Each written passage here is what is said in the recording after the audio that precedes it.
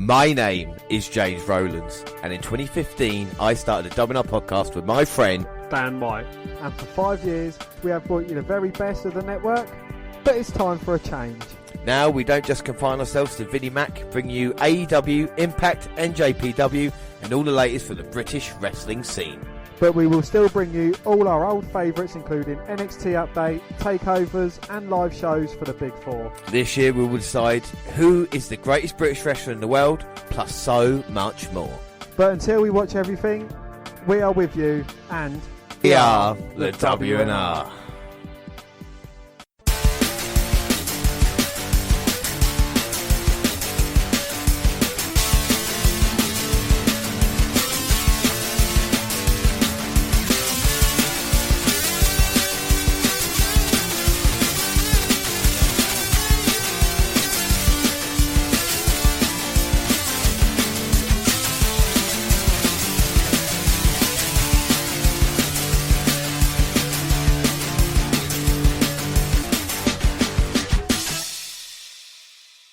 Yes, hello, I am James Rowlands, and as always I'm joined by Dan White. And today it's time for the WNR podcast, our last podcast of the year, and what a show we have for you today. You got me a little present as well, just so we knew about it. I did, yes, it was kind of like a memory for the end of the Elton John era. I did get you an Elton John pop vinyl. And because you like singing so much, I got you the guitar-playing douche, because you are the singing douche of the podcast. Who wants to walk with Elias? I definitely do. That's the alternate intro. Now, the intro. It's our favourite time of year here at the WNR podcast, and for the past 4 years, prediction challenge. It's 2-2 in years, so this is the big kahuna, James. This is the decider. Who was the king? And as you might know, the WNR have 3 prediction leagues, and we have been keeping score all year. And for NXT, we are tied 5-5. For pay-per-view, I won that 9-8. And for the bonus prediction league, you also won that 31-24. So what does this mean? Well, James has a lead of 8 points, but it's not over yet.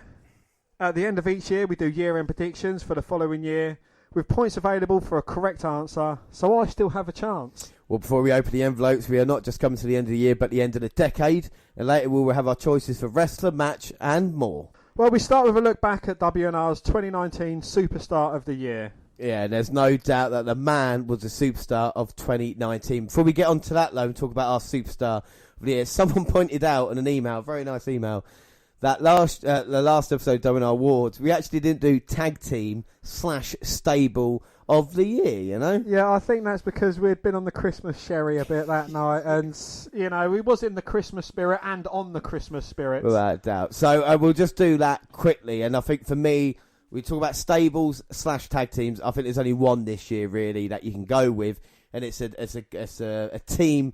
You know, we speak about a wrestler who's involved in it, Kyle O'Reilly, who is now the only man to have team titles 3 times, alongside Bobby Fish. I think Undisputed Era, as a tag team, have delivered great matches throughout the year, and I think the Undisputed Era, as themselves, deserve that top accolade for me. Absolutely. So, are you going with the tag team of the Undisputed Era, or are you going with the stable as Undisputed Era? I will go for the tag team for the Undisputed Era this year. I'm going to go with the stable of the Undisputed Era then, because, you know, Adam Cole, he's been leading the charge on NXT. We was wondering kind of what would happen when certain people left, and kind of Johnny Depp, who would kind of step up to the challenge.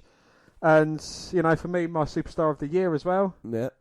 Roddy Strong is kind of, you know, we wasn't sure what was going on with him, you know, whether there'd be cracks in the Undisputed Era, but he's kind of held his own, being the North American champion, and handsome Kyle O'Reilly and Bobby Fish have kind of set the tag team division alight as well. Yeah, without a doubt, NXT wouldn't be the same without the Undisputed Era, and we begrudgingly have to admit that now. So that's our tag team / stable of the year. And let's talk about our picks for a kind of superstar of the year was, of course, Becky Lynch. And it all started back on January 1st, 2019, and the man answers the call.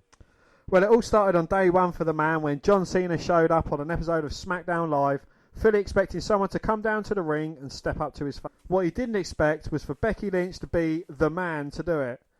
Lynch cut a solid promo, which included a Booker T tell me she didn't just say that moment, when she brought up Nikki Bella. Although, to be fair to John, he brought her up first. Well, Lynch would end up teaming with Cena to take on Andrade and Zelina Vega. Lynch would pick up the win after throwing the 16-time world champion out of the ring and unlocking Vega in a disarmer.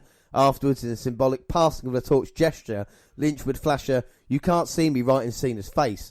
The move got a begrudged seal of approval from the former world champ. Leader of the C Nation, Luna Man, was on her way to accomplishing big things in 2019.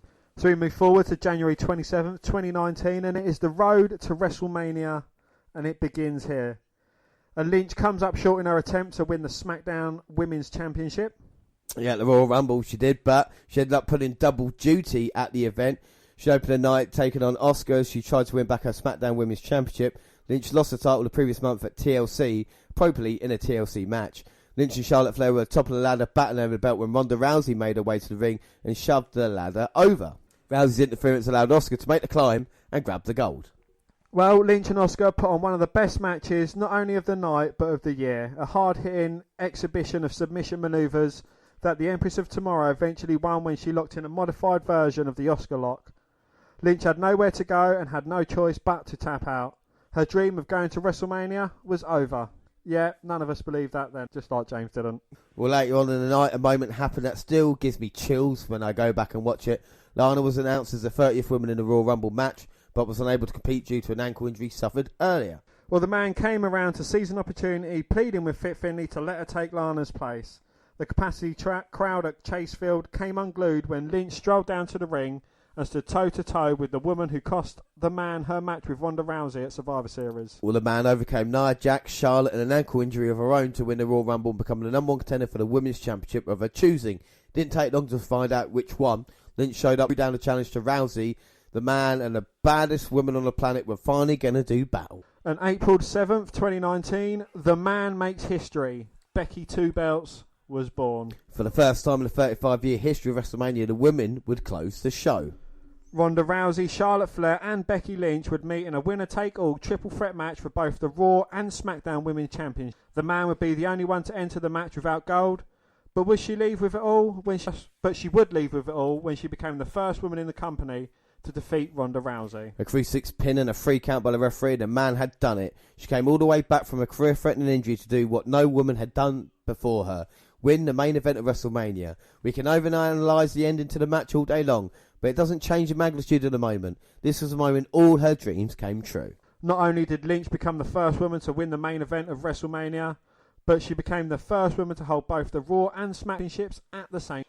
April 8th, 2019, WWE Universe shows their appreciation. There's no off-season for the WWE. Less than 4 hours after all her dreams came true, Becky Lynch was back to work. She started with the media rounds before hitting Monday Night Raw. Becky Two Belts stood in front of a capacity crowd and could barely get a word out before the "You deserve it" chants broke out. Well, the moment didn't last long. Lynch immediately launched into her next program with them recent NXT. The sassy Southern Belle got in a sneaky women's right punch and the fight was on. It was a huge moment for Evans, who up to that point had been walking up and down the ramp on a weekly basis and not much else. Well, the two would have a series of matches over the next couple of months. Evans would fail to win gold but would cost Lynch some of hers. At Money in the Bank, Lynch would defeat Evans to retain the Raw Women's Championship, then immediately lose the blue belt to Charlotte, thanks to another sucker punch from the Marine vet. July 14th, 2019 ended her title run. The feud with Lacey Evans culminated at Extreme Rules when Becky Lynch's on-screen relationship blurred with her real life. The Lynch-Rollins on-camera romance wasn't enjoyed by everyone, but it did result in a highly entertaining Extreme Rules mixed. The power couples put their respective titles on the line against Evans and Corbin, with the winners. Well, this was a match where Lynch would prove her toughness. Early on in the bout, she would take a flying chair right off her forehead, which left a golf ball-sized welt. Then, towards the end of the match, Corbin would grab Lynch from behind and plant her with an end of days. That made Rollins go crazy on Corbin, hitting him several stomps before pinning him to retain the champion. July 12th, 2019. Just a couple of days before a big match at Extreme Rules, the man hit another milestone. She became the first WWE superstar to be on the cover of ESPN, the magazine, joined by Netflix Glow star Alison Brie. Becky Lynch said, "Last year I said I want to be the face of the business that I love so much. We don't always have to accept the status that has given us. It's been quite a year and it's an honour to be the first W superstar to be on the cover of ESPN magazine." The issue included a lengthy interview with both Lynch and Brie about the obstacles they face in their respective and the power. August 5th, 2019, another cover and another milestone for the man. Becky Lynch was announced as the first female cover star for the WWE 2K20 video game, standing alongside Roman Reigns. August 22nd, 2019, Becky Lynch was absolutely living her best life this year. What could possibly top accomplishing all your career goals? How about saying yes to the love of your life? Lynch and Rollins were engaged while on vacation over the summer. A day Lynch would call the happy. Well, a future husband and wife will later go on to grace the cover of Muscle and Fitness together. September 2nd, 2019. Not many people can say they stunned the Texas Rattlesnake, but Becky Lynch had the honour to do so earlier this year. She joined Steve Austin on an episode of his USA show Straight Up Steve Austin. After a day of ATV riding and hatchet throwing, the two shared a beer in the middle of the ring. The man just couldn't pass up the opportunity to give Austin his own signature move. October 4th, 2019, one-on-one with the Great One. The Rock doesn't make many appearances on the WWE program anymore, with him being the biggest movie star in the world, but he made sure to come in for the SmackDown premiere on Fox. The Great One became the fourth WWE icon to work with a man this year. Well, there was instant chemistry between the two. They roasted King Corbin on the mic before laying into the, wait for it, SmackDown on him. Well, it was an immensely fun segment and accomplished two things. Firstly, it proved that no spotlight is too big for Lynch, as the man can hold her own on the mic, even when sharing the ring with one of the best trash talkers in company history. Secondly, Lynch collected her debt for the aforementioned End of Days in July. October 6, 2019, Becky Lynch and Sasha Banks go through hell in a cell. Or Lynch and Banks went through hell over the Raw Women's Championship. After taking several months off to recharge her batteries, Sasha Banks made a long-awaited return to the company in August. She returned to great fanfare before turning heel by attacking a grieving Natalya. This led to a program with the man and a championship match inside Hell in a Cell. Well, this was one of the more physical and innovative matches in both Lynch's and Banks' career. The chair spot in the corner of the cage was an absolute. The chemistry between the two is outstanding. They put on a match of the night and a match of the year candidate.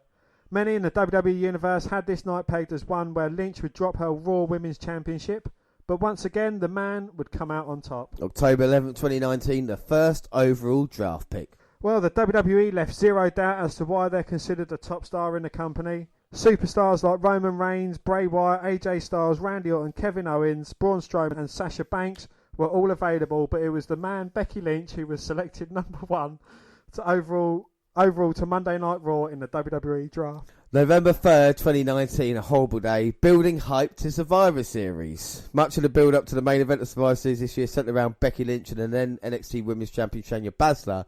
Started an episode of Raw where the Queen of Spades interrupted a sit-down interview with a man. The two shared an intense conversation that had the WWE Universe on the edge of its collective seat. Well, Baszler would go on to win the Women's Championship Showcase at Survivor Series by making Bayley tap out. After everything was all said and done, though, it was the man who stood tall.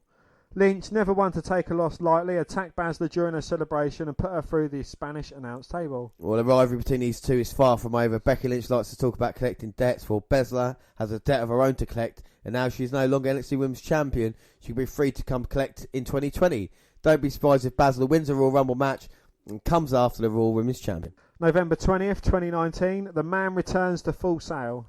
Well, Full Sail University was on fire, baby. The night Becky Lynch made a long-awaited return to NXT. 4 years after a call-up to the main roster, the man returned as Raw Women's Champion and was looking for a fight. She called out Shayna Baszler, but was instead greeted by the woman who recently dethroned the Queen of Spades. Rhea Ripley came straight for Lynch, and the two ended up putting on a rock-solid match. That was until it ended in a no contest due to outside could be a highly entertaining feud down the line. Well, for me, though, the best part of the night was a promo. Lynch was able to return to the one place she was never able to win gold, touting her accomplishments like a proud alumnus. December 15th, 2019, Lynch steps up as a locker room leader. Lynch and Charlotte did everything they could to protect an injured Kairi Sane. Well, during the last several weeks of 2019, Becky Lynch ended up sliding into the tag team division. Her desire to collect on her remaining debt forced her to reluctantly team up with the old rival Charlotte Flair to battle the Kabuki Warriors. The two teams met for the Women's Tag Team Championship in the main event of TLC in a tables, ladders and chairs match. This was the fourth pay-per-view of the year that the man would be in the main event. It had all the makings for an absolute classic. The story was there and the four companies' best performers were involved.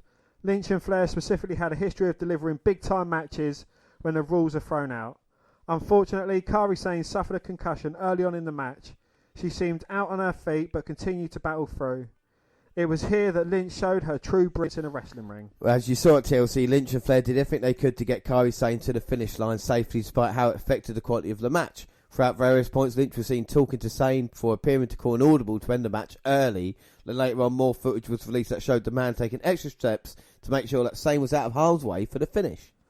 The match itself failed to live up to the hype, but all 4 women did what they could to finish the In the process, Becky Lynch showed what a class person she is and why she's one of the most respected wrestlers in the world. Well, as 2019 draws to a close, it's hard to imagine anyone having a better year than Becky Lynch, both inside and outside of the wrestling ring. She is without doubt the 2019 WWE Superstar of the Year, and it doesn't appear she's slowing down anytime soon. Well, the man still has that last debt to collect on Asuka. It appears they'll battle it out for the Raw Women's Championship at the Royal Rumble.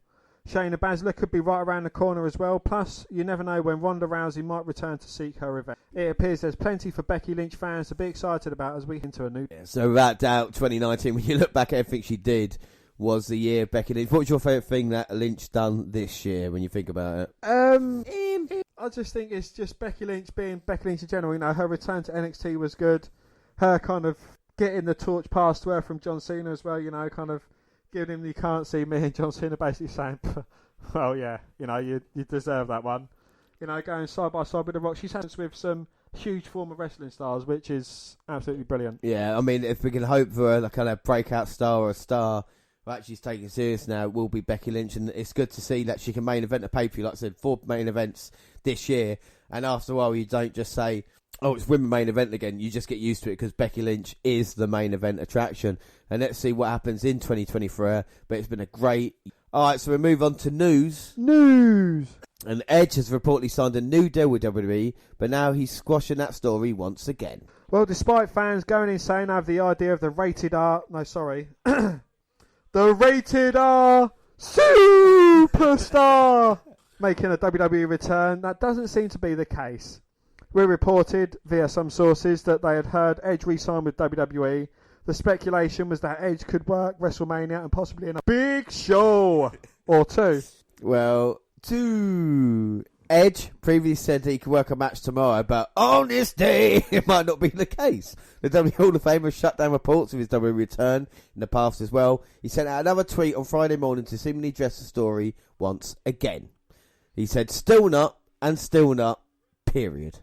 Well, Edge is keeping busy with acting and being a dad to his 2 daughters. His wife Beth Phoenix is now reporting to full every Wednesday. Edge might have quit his podcast with Christian, but that doesn't mean he'll be wrestling again, according to him. Yeah, I mean, it's interesting. Would you want to see Edge back? I mean, the way his career ended, it seems like such a serious injury that you wouldn't want to risk it again. Well, with, you know, especially Edge, he would have to be very well protected during a match. And I mean, you know, you'd be wincing at the sight of anything happen. And we've seen what happens when old superstars kind of turn back to the fold. You know, Edge has been around the business for a couple of decades now. So, you know, it's like, as much as I'd like to see it, I'd rather see him come in and hit a spear on someone as opposed to having a full-blown match. Yeah, exactly what he did at SummerSlam, you know, when he did it like that. I mean, let's not forget, he retired in, 2011 now, so it's been nearly 10 years. And if he was going to come back and have a match, I'd rather have him come back and having a match this year as opposed to 10 years' time. You know, because I don't want to see an old Edge really hitting a spear on, I don't know, whoever would be a star in 10 years' time. You know, Mojo Rawley. Who knows? Well, he has been on Raw. Yeah. Yeah, it was a good... I tell you, it was a good match with Kevin Owens. Kevin Owens shows what talent Kevin Owens has got by pulling a good match out of Mojo Rawley. We move on to injuries, Lo. Yes, the Fashion Police are officially on hiatus after an officer was injured in the line of duty again. Well, Fandango, who missed a year with a labrum tear before returning in July, is back on a show. Tommy John surgery to repair an elbow injury suffered in the December 11th match with the Singh brothers on NXT. Well, my dreams of pitching in the MLB are kind of over. Fandango posted on Instagram. Well, the time of the injury could not have come at a worst possible time. Breezango is more open the NXT crowd than he ever were on Raw SmackDown, and Fandango put together some of the most dominant offense in recent memory in his wins over the Singhs. Well, there's no timetable for his return, but it's likely he'll miss several months. This could be a chance to give Tyler Breeze an extended singles run. I think, you know, you keep getting injuries like this, after a while, WWE aren't going to continue with him. It's been tough for Fandango. I mean, he was so over with a theme tune, and then since then, he's just not kind of gained any momentum. And Johnny Curtis, the guy who's been in NXT, he's been in WWE for a very long time now. He's talking about a decade himself. You got to wonder when he is going to catch a break. We move on to arrivals, and AEW have confirmed the signing of 4 new stars, many of whom you recognise from the past few weeks of AEW Dynamite. Both Big Swole and Chris Statlander have now been confirmed as signing after both appearing on either Dynamite or AEW Dark recently. Swole is the wife of WWE star Cedric Alexander and picked up a huge win over Emi Sakura on this week's episode of Dynamite. Statlander had been wrestling on the Indies for a few years and considered to be one of the biggest female talents everywhere. She was rumoured to have signed with WWE at one point, but this was, of course, untrue. Well, for the men's roster, both Alex Reynolds and John Silver have both signed deals with the company. We had seen Reynolds in action against John Moxley in the opening match of Dynamite, and later on in the Dark Order Hotel promo, Reynolds was accompanied to the ring by Silver. Well, Reynolds has previously wrestled for the likes of CZW and PWG, while Silver spent most of his time on the New York Indie, but has had one appearance for WWE in 2012 when he was a jobber against Ryback at No Way Out. Well, AEW's continued to add names to its roster, and the only real question is when they think they have enough. Right, a couple of things about AEW quickly. First off, did you see the Dark Order with the punches on Dustin Reynolds? Yes. God, because I had a feeling you might want. What were your thoughts on that? Could that cause a shitstorm on Twitter? That did cause an absolute shitstorm, and you know, for someone who's allegedly that's under the mask is a seasoned veteran, you know, for someone despite the camera not being on or off him, you know, it should still at least look like you're within 5 miles of punching. Awful, and the Young Bucks quit Twitter as well. They didn't say it was because of that reason, but there's a lot of kind of AEW now over the honeymoon period, and there's been botches probably week in. I remember Christopher Daniels doing a couple of botches with the moonsault and stuff like this, and this what's going on now, and it's going to be difficult for AEW because they need to kind of keep the momentum going, but the honeymoon period is definitely over for them, and it'll be interesting to see kind of where they go from that. Also, the AEW rankings, which I don't think have worked that well, they are scrubbing them and starting afresh in 2020. As long as it means something, you know, it's like, will the end of next year the person who's top get guaranteed a title shot on the next pay-per-view? As long as they do something like that, it would make sense. There's been rumour has it that Taz is going to be on the next episode of AEW as we're recording this, and there's rumours that he might be the commissioner type on the show. Do AEW need a commissioner type? I'm not that sure at this moment in time. Well, what a way to take it from the standings into having... Yeah, it's just... So it'll be an interesting time for AEW. Like I said, they want to be alternate, and it will be interesting to see where they go from there. We'll move on to one of our magnificent 7, and that, of course, is Marty Scurll. Well, fans got quite a show on tonight's NWA pay-per-view, Into the Fire, capped off with an epic match between Nick Aldis and James Storm that delivered on the hype.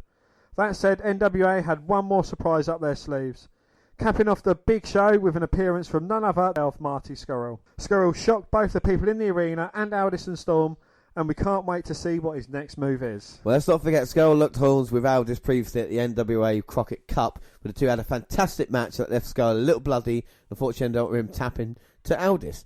At the time, the two were very complimentary of each other, but it seems that the time is at an end. But despite appearing for both Ring of Honor and NWA last week, Marty Scurll is currently a free agent, according to loads of sources.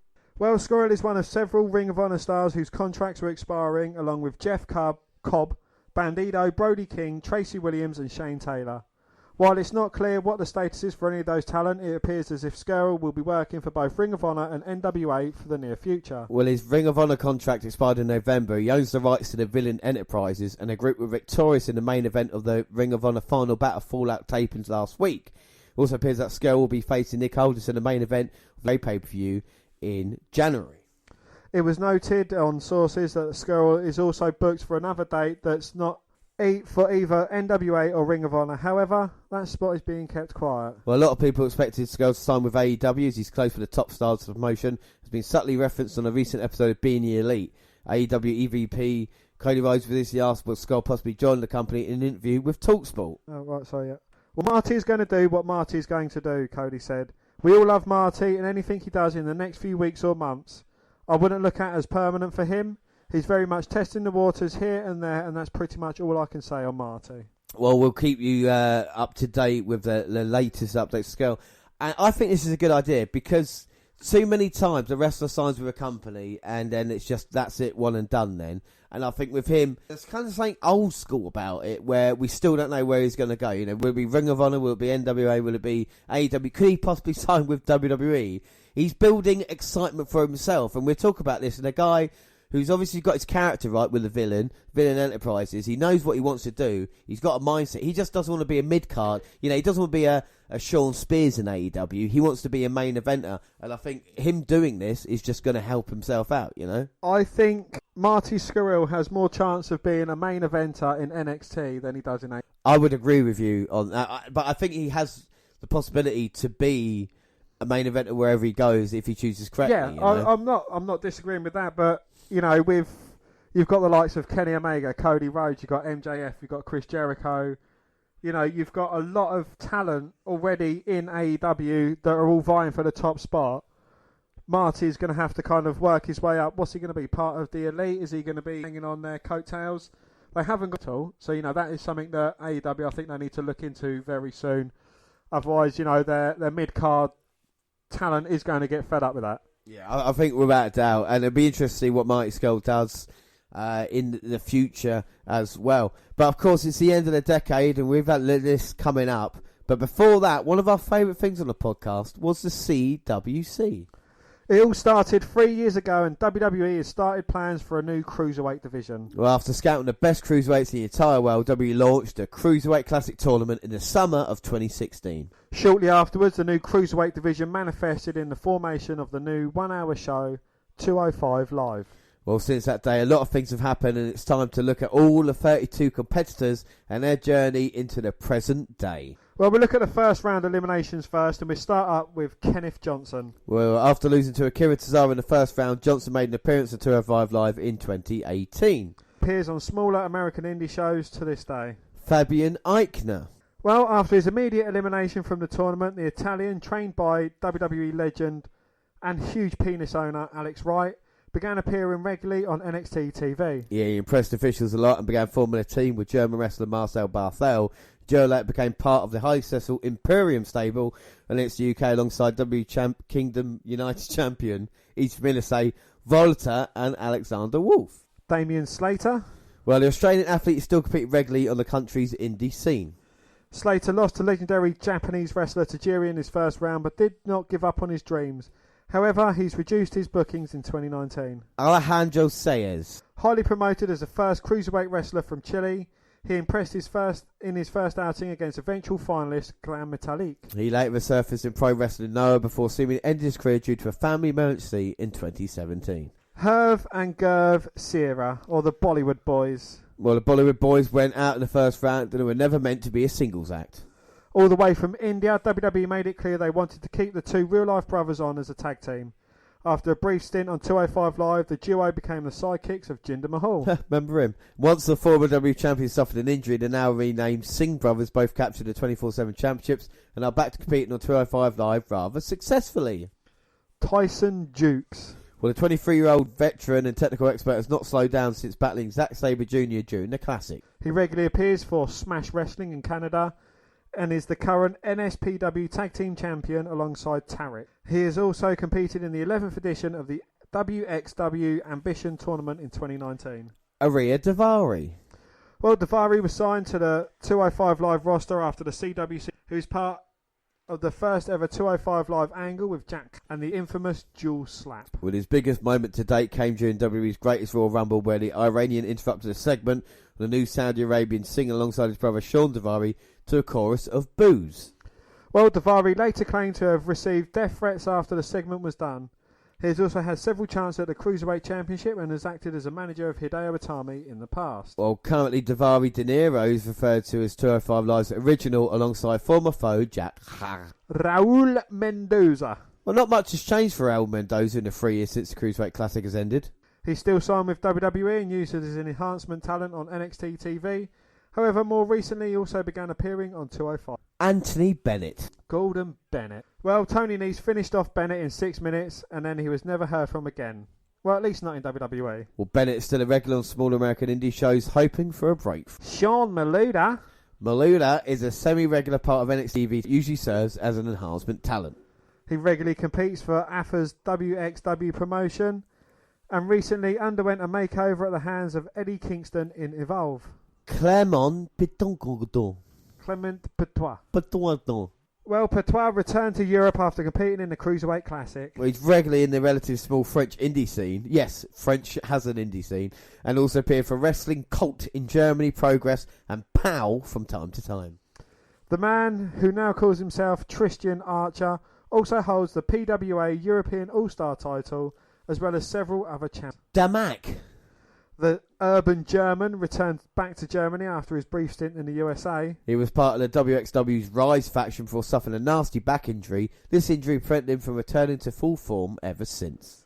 His most recent notable appearance was during the 16 Karat Gold 2019, where he and Marcel Barthel reformed their beloved Hot and Spicy tag team for one night only. Oh, I'm going to struggle this next name as well. Tommaso Ciampa? Tommaso Ciampa? Not sure I've heard of him. Tommaso Ciampa. Tomato Chomper. Yeah. Well, arguably one of the most successful participants in the entire tournament. Oh, wow. Well, after an emotional war against the then tag team partner, Johnny Gargano, this was later used to fill an epic heel turn and one of the greatest storylines in WWE history between Gargano and Ciampa. Ciampa is now a main eventer in NXT, although brutal injuries have kept him on the sidelines a lot. The Blackheart is a former NXT Tag Team and NXT. Mustafa Ali. Ali came in as a replacement for the Cruiserweight Classic and shocked everyone with an incredible performance against Linsterano. Well, W offered him a contract and he has moved to 205 Live, where he became the heart of the brand. Although never winning the Cruiserweight Championship in his stint there, Ali and his rival Cedric Alexander became the standard bearers of great wrestling in WWE for a long time. Well, Mustafa Ali lost his first name only to retain it back in late 2019. He's now part of SmackDown's mid-card, receiving a push every once in a while. Jason Lee. I don't think that one. After his loss to Rich Swann, Lee's career began picking up back home in China. This also helped him get in bookings. Well, in 2019, Lee wrestled more than ever, especially to compete for Dragon Gate in Japan. So that was your first round eliminations. We now move on to second round eliminations. And General Jack. Well, after defeating Fabian Eichner in the first round, Kaga was stopped by Akira Tozawa in an 11-minute classic. Well, to this day, Gallagher is a regular on 205 Live and has also made appearances for NXT and NXT UK. British Mat Wrestling Master has yet to win a championship in WWE, but has always been kept relevant on 205 Live with several storylines. And now named one of 205 Live originals alongside Aria Davari. Most recently, he made waves by attacking 205 Live general manager Drake Maverick with a brutal headbutt. Tajiri. The legendary Japanese buzzsaw was the only former original Cruiserweight champion to compete in the tournament. Well, he was eliminated in the second round by Grand Metalik, but ended up in 205 Live after Brian Kendrick decided to leave WWE again. To this day, he regularly competes in Japan. Drew Gulak. The former leader of Catch Point was unable to beat Zack Sabre Jr. in the second round of the tournament. However, he was brought into the Cruiserweight division for 205 Live and Raw after teaming with Tony Nese. Fans and officials began realising the potential Gulak had. The technical master was able to adapt any storyline given, whether it be a goofy PowerPoint presentation, a henchman for Enzo Amore, or the vicious master manipulator who called himself The Law. Well, in 2019, his efforts were rewarded for the WWE Cruiserweight Championship, a title he later lost to Leo Rush in order to be called up to SmackDown. On SmackDown, he has not been allowed to show off his unique skills yet. Yeah, last seen getting destroyed by Braun Strowman. My pick for the Cruiserweight Classic, Ho Ho Lun. Well, young Ho Ho came all the way from Hong Kong to compete in the WWE Cruiserweight Classic. But he impressed so much that WWE kept him on.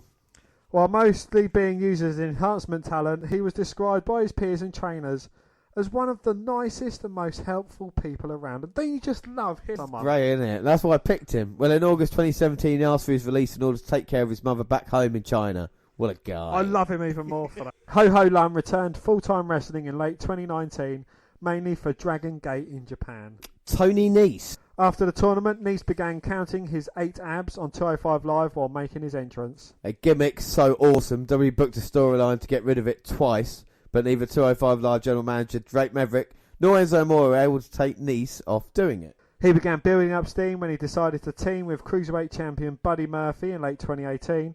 This led to Nese winning a tournament to crown the #1 contender to the title and a match at WrestleMania. After Murphy turned on him, Nice managed somehow to fluke a victory for the Cruiserweight title at WrestleMania 35. He did not connect with the audience as champion and lost the title 2 months later. Turned back heel, counting his abs again. Cedric Alexander. Well, Cedric Alexander will always be remembered as the soul of 205 Live. After the Enzo Amore experiment failed more than anything I've ever seen in my life, WWE looked towards Cedric Alexander as the top guy of the purple brand. Alexander was signed to WWE after one of the best WWE matches ever when he lost to Kota Ibushi in a super emotional battle, and the fans kept chanting, "Please sign Cedric." With the fans behind Alexander created magic with Mustafa Ali at WrestleMania 34 and won the Cruiserweight title after yet another fantastic... When Buddy Murphy stopped his reign in October 2018, he seemingly never left the title picture until WWE decided to bring him up to Raw in May 2019, where he's still looking for his break. Johnny Gargano. Well, Gargano was part of the hashtag DIY before the CWC, and he remained one after it, at least for a while.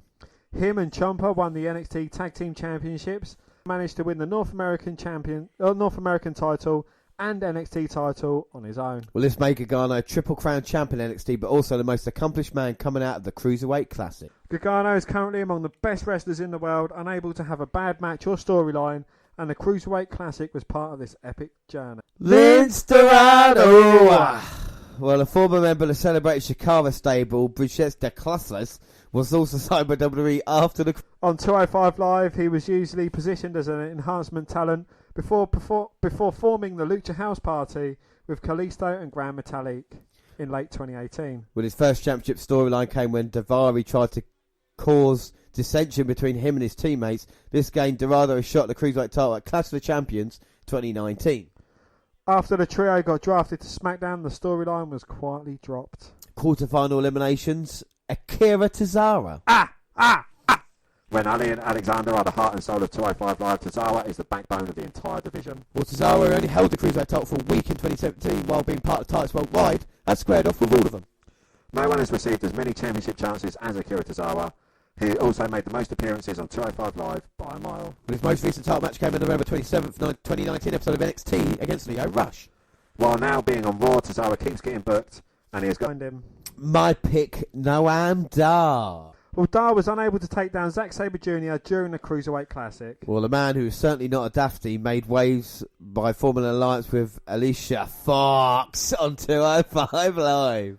After a knee injury put him out of action for a long time, Dar returned to 205 Live as a babyface, but was turned back heel rather quick again. Well, today Dar competes on both 205 Live and NXT UK. The Scottish ship in Nova has recently feuded with Trent Seven on the NXT UK show. The Brian Kendrick.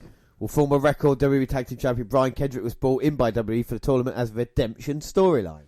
This was Kendrick's final shot.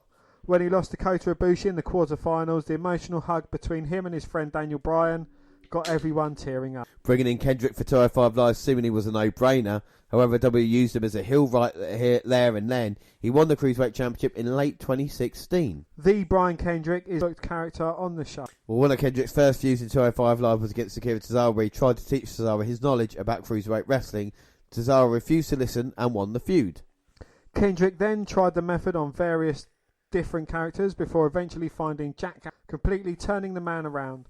The duo later allowed Drew Gulak into their mix. Gulak, who slowly took over leadership from Kendrick, made Gallagher use the methods he learned to make Kendrick think they were still on the same. Gulak and Gallagher turned on Kendrick, explaining he was the weak link. When Kendrick was down and out, it was Tozawa who appeared over a year after their first encounter to help him. The odd pair remained a team for another year, working tremendously together. Eventually, though, Kendrick is still Lee Brian Kendrick at heart and turned on his friend in September. After 205 Live suffering the effects of 2 drafts in 2019, and the show also joining NXT and NXT UK umbrella, with the WWE Cruiserweight title becoming the NXT Cruiserweight title, Kendrick announced an indefinite leave of absence on Twitter. Rich Swann.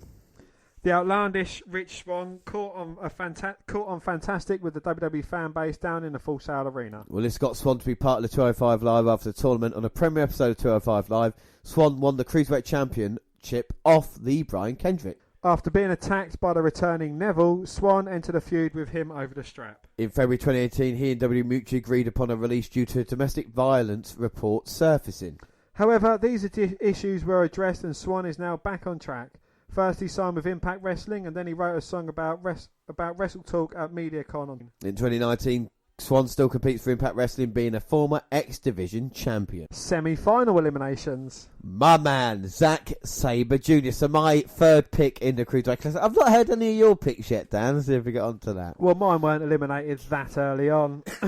When ZSJ was announced for WWE's Cruiserweight Classic, it did send shockwaves through the business. It seemed like a done deal that he would reach the finals and be signed with WWE, but that did not happen. After beating Tyson Dukes, Drew Gulak and Noam Dar in technical classics, he fell short of the hands of Gran Metalik. Sabre decided not to sign with WWE and stay away from Titan Towers, which forced the promotion to eliminate Sabre in the semi-finals. So if he'd signed a contract, he would have won the tournament. Well, today he's one of the stars outside WWE, mainly working for NJPW and Rev Pro. Yeah, and he's currently is the Rev Pro Undisputed British Heavyweight Champion. Kota Ibushi. That was one of your picks? That was one of my picks, all the way up to the semi-final. Well, Kota Ibushi wrestled his heart out against Sean Maluta, Cedric Alexander and the Brian Kendrick during the tournament. Well, much like Zack Sabre Jr., it was thought to be a huge deal and a safe bet for the finals, but Ibushi also refused to sign a contract and fell at the hands of TJ Perkins. Ibushi is one of the biggest stars in wrestling right now. He has won the Never Openweight title and the IWGP Intercontinental title since returning from the CWC. Well, a Golden Star also won a G1 Climax in 2019. Ibushi will be challenging Okada for the IWGP Heavyweight Championship at Wrestle Kingdom in January. And now we go on to the finalists. Gran Metalik, who came in second place. Was that one of my picks, James? That was your pick, Stan. That was one of my picks, yes. Well, Metalik is said to be one of the best luchadors to ever work with WWE. Your words, not mine, James. After the tournament, he was assigned to 205 Live. In the 3 years he spent on the brand, he was unable to win the Cruiserweight Championship. Well, as part of Lucha House Party, he now competes on SmackDown, but has not played a relevant role since his match in the CWC final against TJ Perkins. Metalik has teased interest of his contract runs out on social media. And then your winner of the CWC, TJP.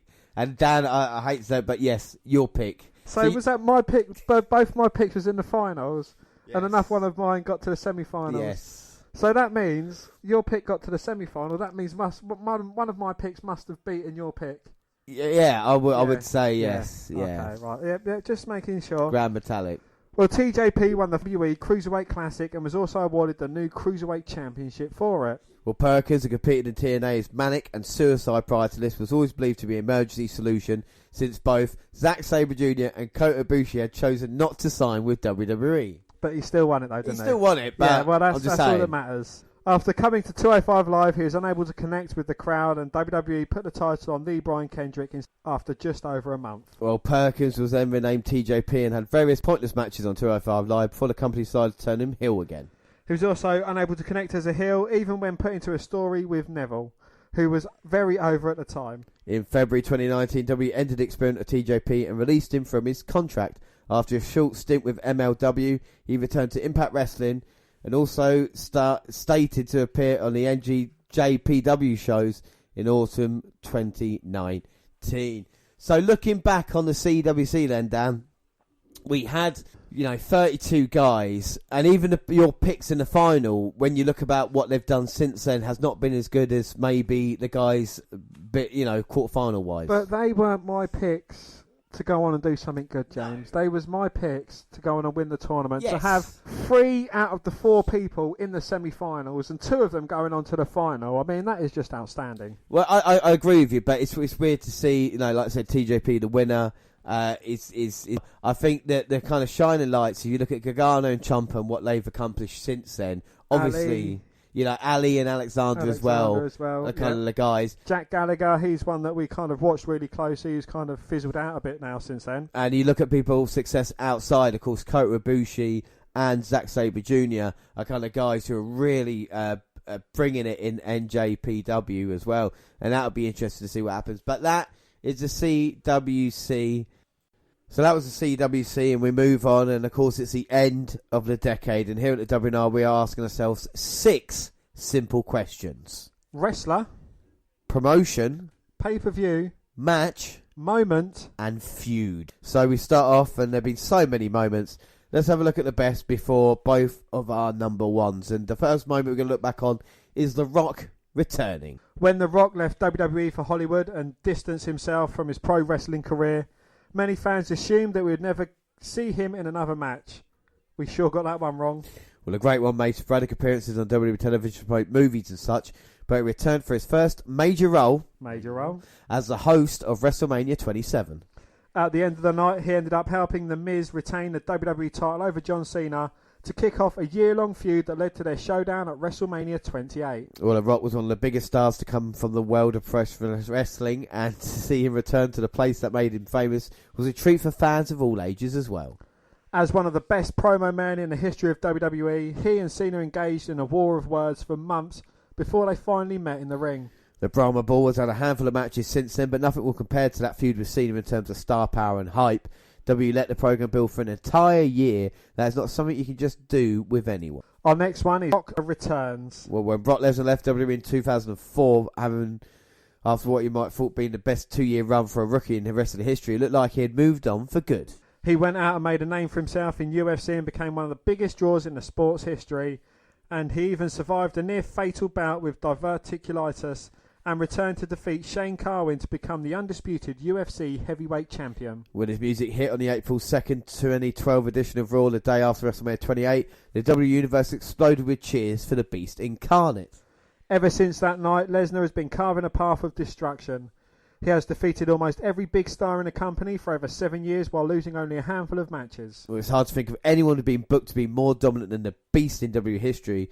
The year 2012 was the beginning of the era of Suplex City. We're all just living in Lesnar's world until he decides to hang up his boots for good. Our next one is the Shield debuts. Well, stables have been an important part of wrestling for decades, with teams such as the Four Horsemen, DX, NWO, the Nation of Domination, and Evolution standing out as some of the most prominent. When we look back at the 2010s, the Shield would be viewed as the most dominant group of the decade. The New Day is a close second. And 3MB in number 3.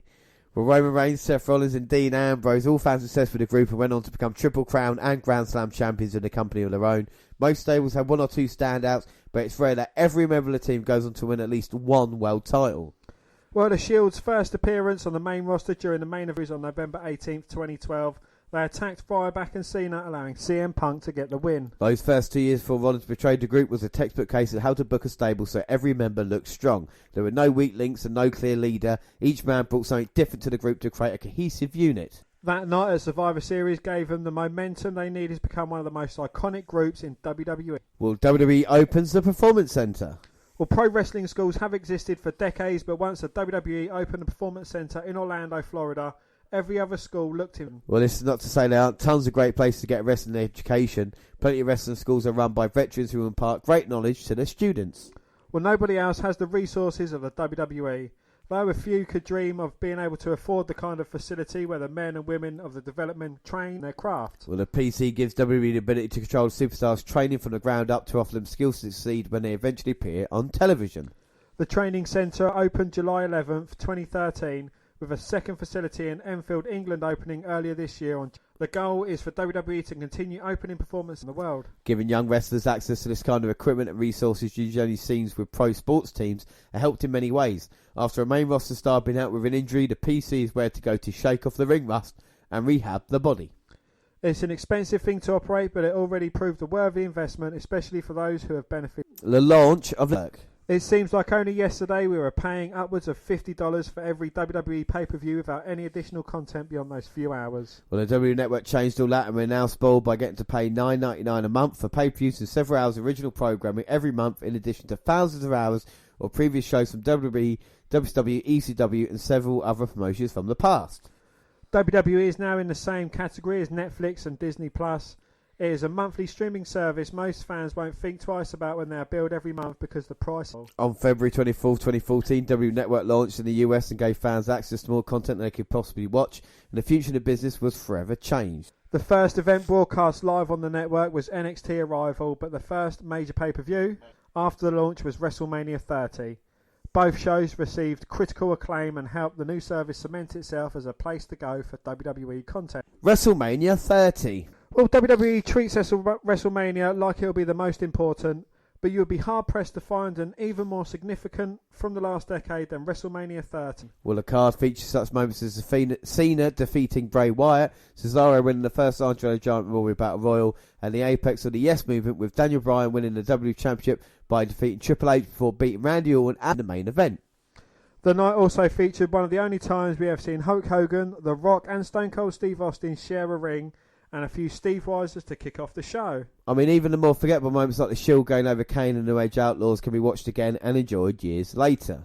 WrestleMania 30 has a lot of memorable moments, but they all pale in comparison to what we'll be talking about. The Undertaker's streak comes to an end. While WrestleMania 30 has several standout moments, nothing comes close to Brock Lesnar Taker to end his 21-win undefeated pay-per-view. Well, this was something many of us assumed would never happen. We thought the dead man would retire with his record intact.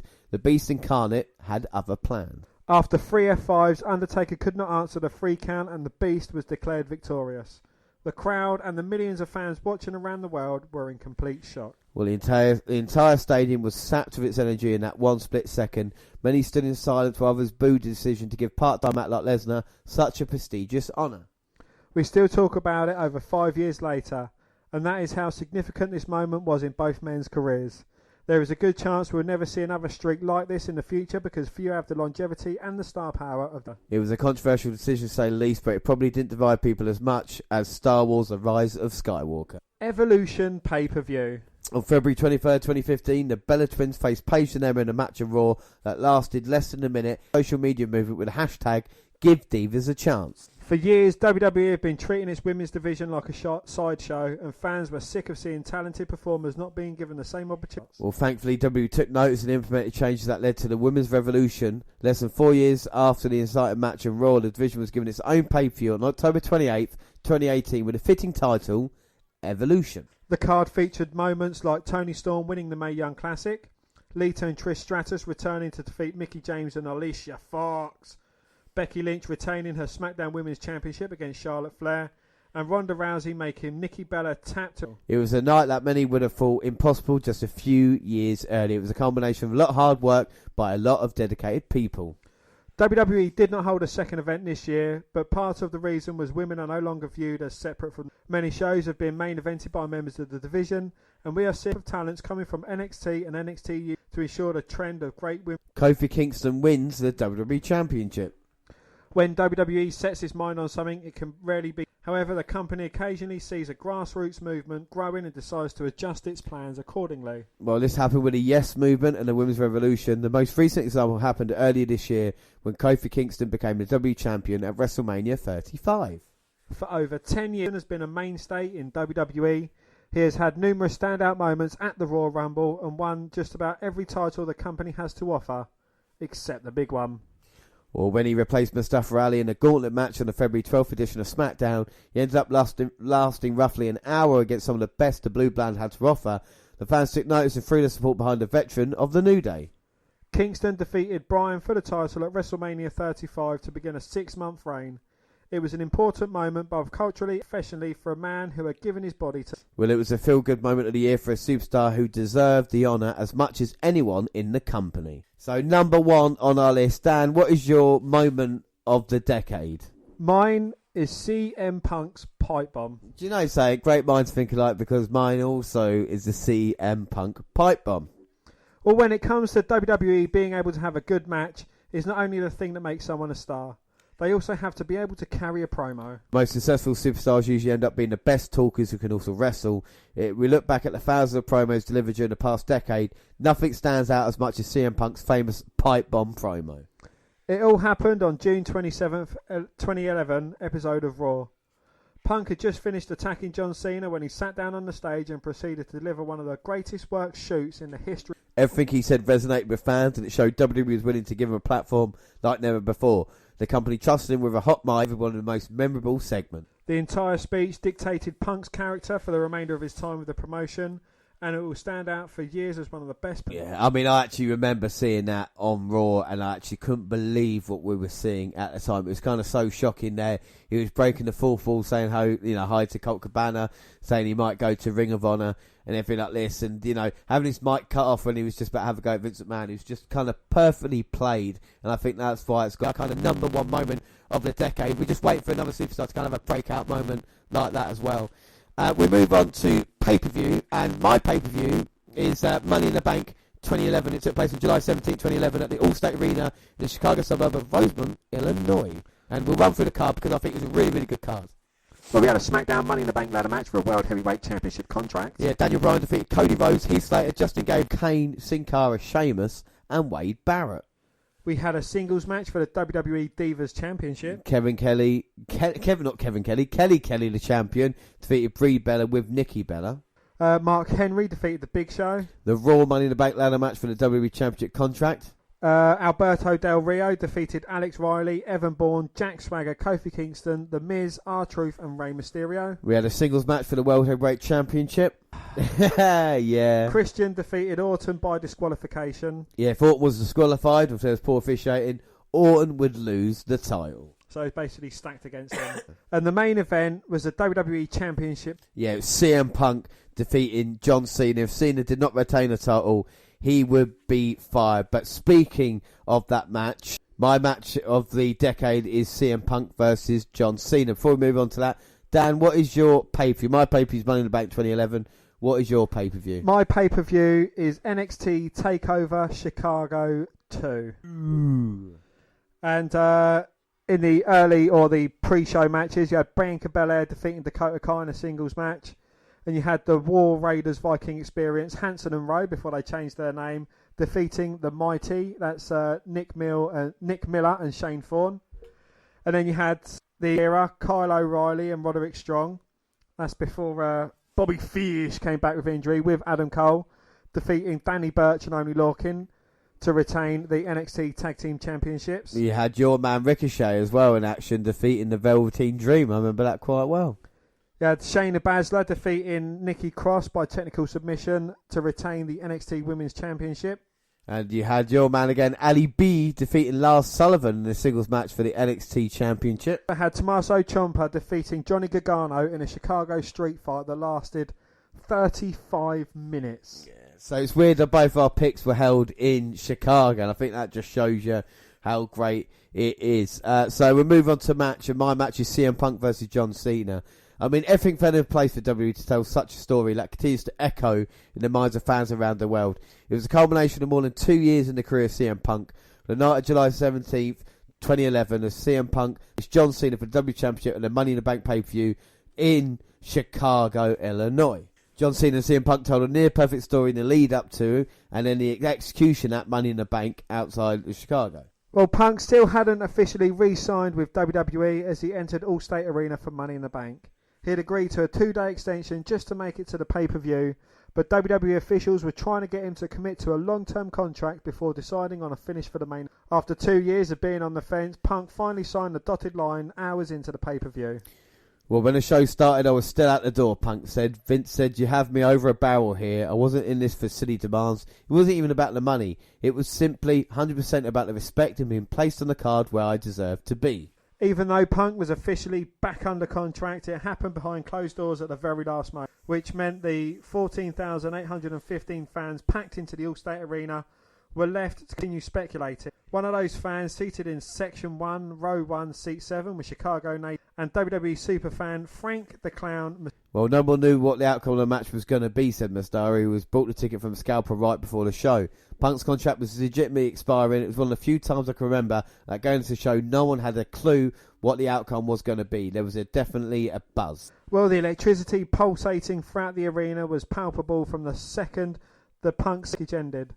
The Chicago hopefuls shouted CM Punk, CM Punk, CM Punk for over 20 seconds as they waited for their hometown hero to make his way down the entrance ramp. The shredding guitar and enraging vocals of Killswitch Engage led to an even louder roar. Well, when the music hit, I'm not ashamed to say I definitely felt emotional because I knew the magnitude of this moment, said Mastari, who has attended around 200 WWE events, including 12 consecutive WrestleManias, but calls Money in the Bank 2011 the best night of his life.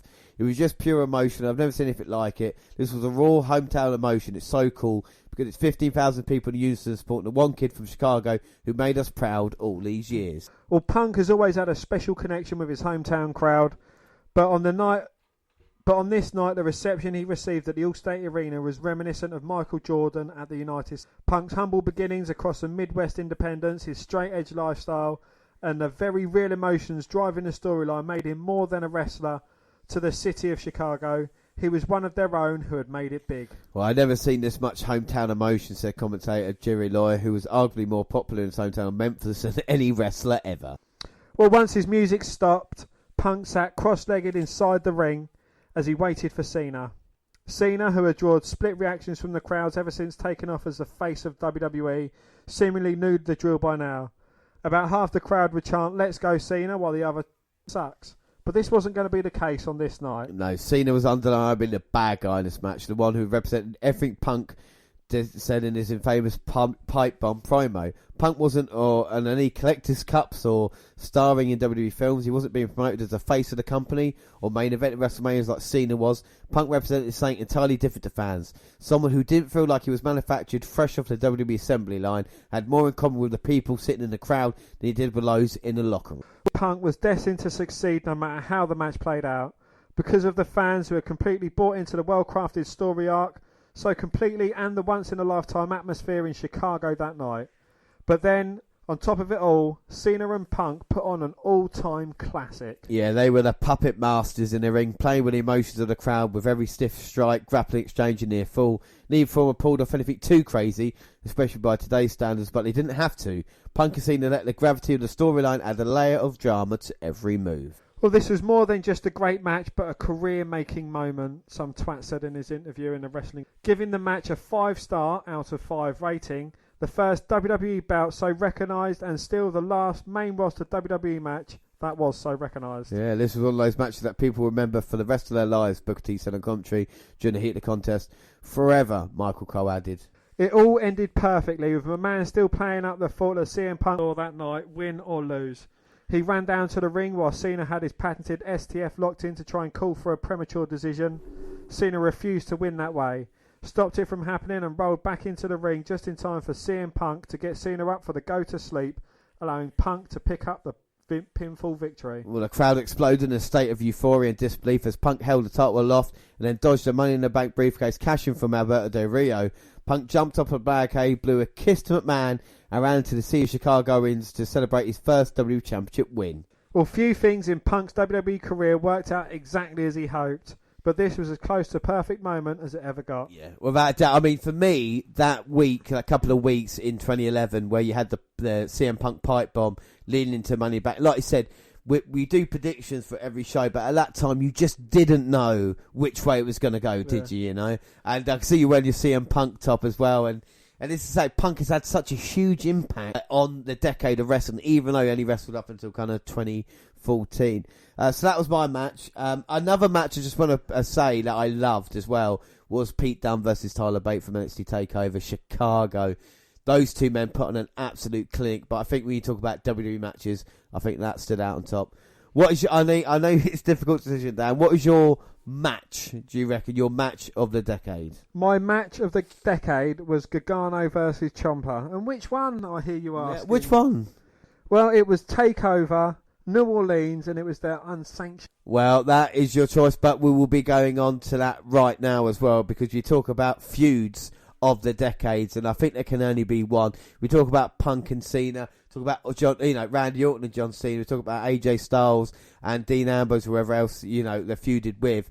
I think there is only one, and I think the feud of the year, Dan, feud of the decade even, has to go to two men, doesn't it? It does indeed, Jess, and that is Johnny Gargano versus Tommaso Ciampa. So what we're going to do now is just look at the timeline, basically, for the feud between Ciampa and Gargano. Like I said, because they had so many great matches that we couldn't really pick out, just the one. So we're just going to run through. Well, sometimes the person you'd take a bullet for is behind the trigger. Wow. And this quote really encapsulates the feud between Johnny Gargano and Tommaso Ciampa.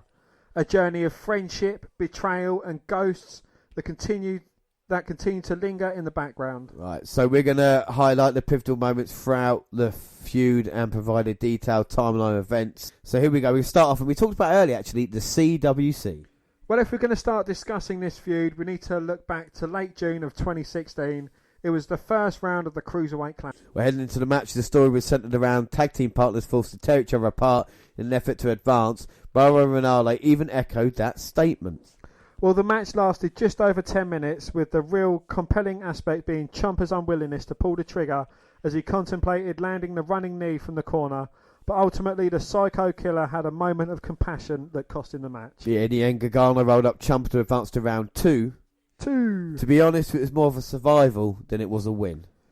I adamantly believe that this was a moment Ciampa obsessively replayed in this memory in an effort to never relent again. Well, the duo continues to team and unsuccessfully challenged the Revival for the Tag Team Championships and also failed to advance in the Dusty Rhodes Tag Team Classic against the Authors of Pain. Well, that takes us to NXT TakeOver Toronto on November the 19th, 2016. And it was a 2 out of 3 falls match against the Revival. Well, since I learned to walk, I've been watching professional wrestling, and this was arguably the greatest tag team match I've ever witnessed. Furthermore, I was fortunate enough to witness it on television. The atmosphere seemed like it was electric. Well, the Revival won first fall after hitting Gargano with a shatter machine. DIY came back to win the second fall after performing a Meet Me in the Middle on Dawson. And for the third fall, both Dash and Dawson simultaneously tapped out, thus making DIY the new tag team champions. They reached the pinnacle of success as a tag team in a match of the year performance. That takes us nicely to NXT TakeOver San Antonio. Yeah, we jump ahead to January 28th, 2017. DIY was forced to defend their championships against the dominant Authors of Pain. As anticipated, DIY took an absolute beating, which led to Carmen Razor to become the new NXT Tag Team Champions after landing the last chapter. Well, DIY's title reign was much shorter than originally anticipated. We now move on to NXT TakeOver Chicago.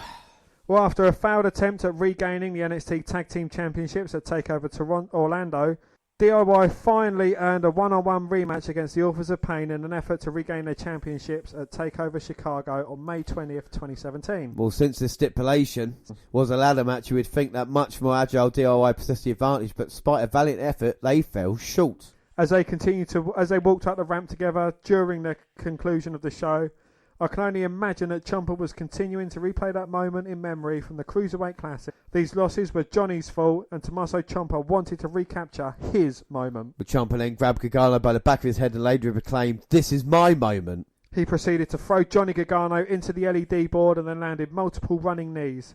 Yes, the same manoeuvre that he failed to pull the trigger on during the Cruiserweight Classic to seemingly seal the victory. One of the greatest lasting images that's still ingrained in my memory is when Ciampa was sitting near the announce table with Gargano's attempting to reach up to him as to ask why. Ciampa then proceeds to hoist Gargano up and land the air raid siren through the table.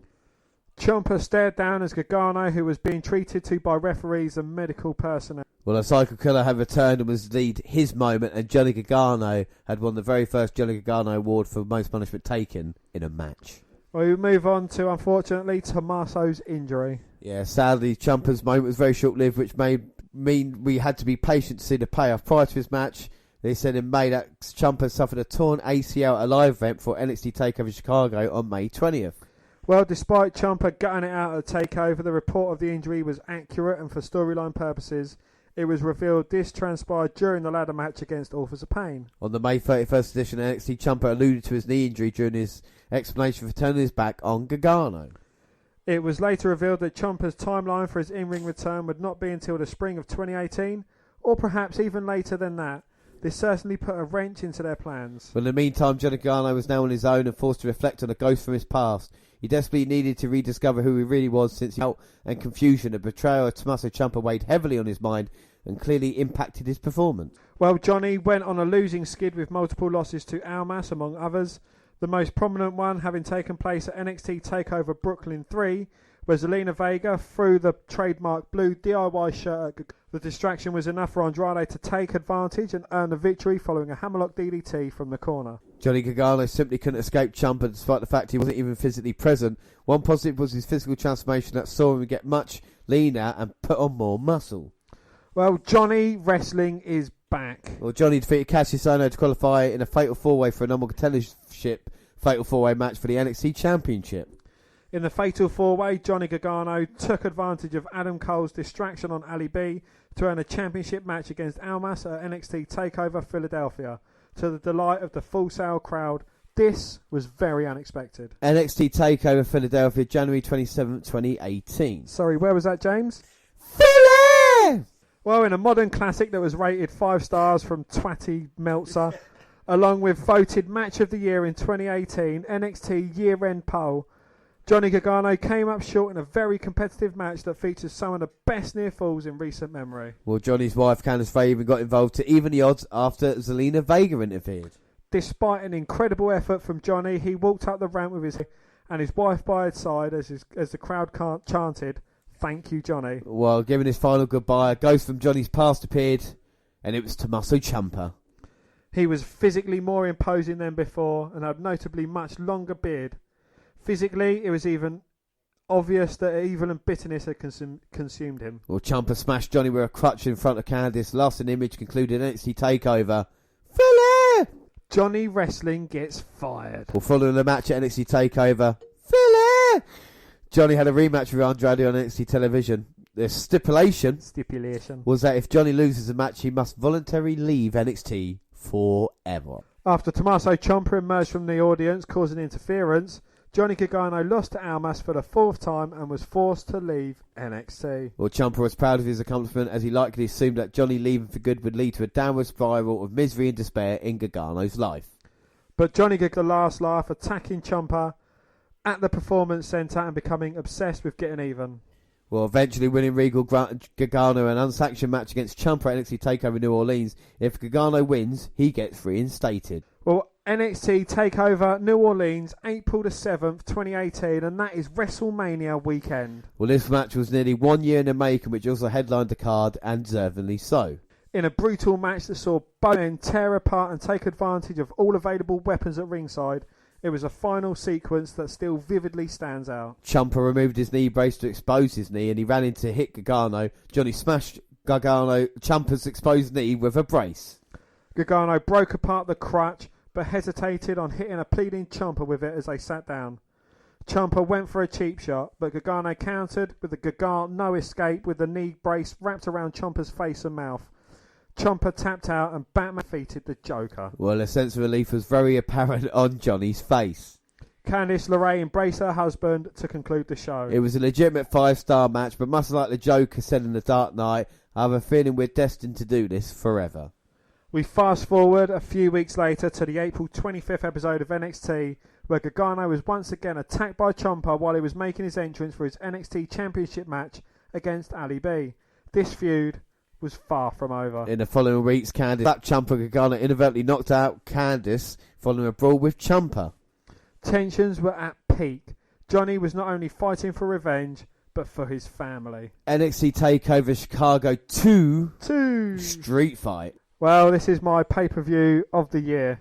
As expected, both men beat the holy hell out of each other, with Johnny eventually dominating the latter portion of the match.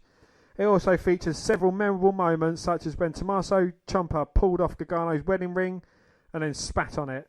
This little moment fully demonstrated just how personal this feud had gotten. Well, perhaps the greatest line of the match would lay the groundwork for months to come, courtesy of Nigel McGuinness, when he asked out loud if Gargano had become what he had despised. That doesn't sound like Nigel McGuinness. Gargano has come what he despised. Well, Gargano forced Ciampa to tap out, but there was no ref available to call it. Eventually, Gargano locked Ciampa in handcuffs and continued to land super kick after super kick. Well, when officials pulled Gargano off him, Ciampa somehow mustered up the strength to nail Gargano with DDT on the wooden floorboards, and this was all while wearing handcuffs as well. And if you're keeping score, it is one apiece. Well, throughout the summer 2018, we witnessed a much more aggressive side to Johnny Gargano, but Johnny's obsession to exact revenge on Tommaso Ciampa backfired. Well, during the July 5th episode of NXT, Gargano interfered in the Tommaso Ciampa and Aleister Black match, accidentally hitting Black with the NXT Championship, causing Ciampa to take advantage and become the new NXT Champion. The Blackheart now ruled over the NXT Kingdom. A triple threat match was scheduled for all three men at NXT TakeOver Brooklyn, but following a parking lot attack that left Black unconscious, she knows who did it. He was deemed unable to compete. The attacker was never identified, which led to weeks' worth of speculation. It became pro wrestling's version of the popular game Clue. Well, NXT TakeOver Brooklyn. Nevertheless, Johnny Gargano faced Tommaso Ciampa in a last man standing match at NXT TakeOver Brooklyn on August 18th. Well, the two fought all over the arena until eventually making their way to the stage where Gargano appeared to be in control until he made one fatal mistake. Well, he handcuffed Ciampa, but in an effort to perform a running knee, Gargano fell from the stage and landed onto equipment. As the referee counted to 9, Ciampa managed to roll off the stage while the handcuffs kept him elevated on his feet. The culling Ciampa won, remained the NXT champion. Johnny Gargano revealed as the mystery attacker. Well, several months passed by, and during the October 24th episode of NXT, Johnny Gargano attacked Aleister Black and officially revealed that it was indeed Johnny Wrestling who laid out Black months earlier in the parking lot. Why, Johnny? Why? Well, Johnny had turned to the dark side in an effort to earn a shot against Ciampa. His obsession with Tommaso really threw away his morals and FB so incredibly admired. Well, fans were legitimately stunned and disgusted with Johnny. How could someone they admire so much be capable of such a devious act? That takes us on to NXT TakeOver War Games. Well, War Games on November 17th, Black absolved Gargano of his sins with 2 black masses, and Ciampa retained the championship against the Velveteen Dream. For the record, both were outstanding matches. Throughout December, Ciampa was enamoured with Johnny's darker side and wanted to further expose it. Perhaps he believed that he finally broke Johnny Wrestling once and for all. Though he always publicly said that now Johnny finally came to his senses. Well, Ciampa even interfered in a match between Black and Gargano in a steel cage for the first time since their days in DOI. This showed true unity. NXT TakeOver Phoenix. Well, NXT TakeOver Phoenix on January 26th, 2019, Gargano defeated Ricochet to become the new NXT North American champion, while Tommaso Ciampa retained the NXT championship over Ali B. As the show concluded, Johnny Gargano appeared on stage beside Ciampa.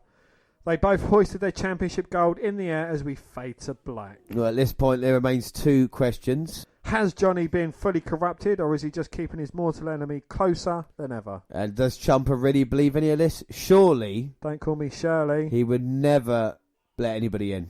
Johnny loses his championship. Well, during the February 20th edition of NXT, Johnny lost his North American Championship to the Velveteen Dream. In an effort to avoid spoilers, NXT taped 2 alternate endings to keep the fans guessing until the episode aired.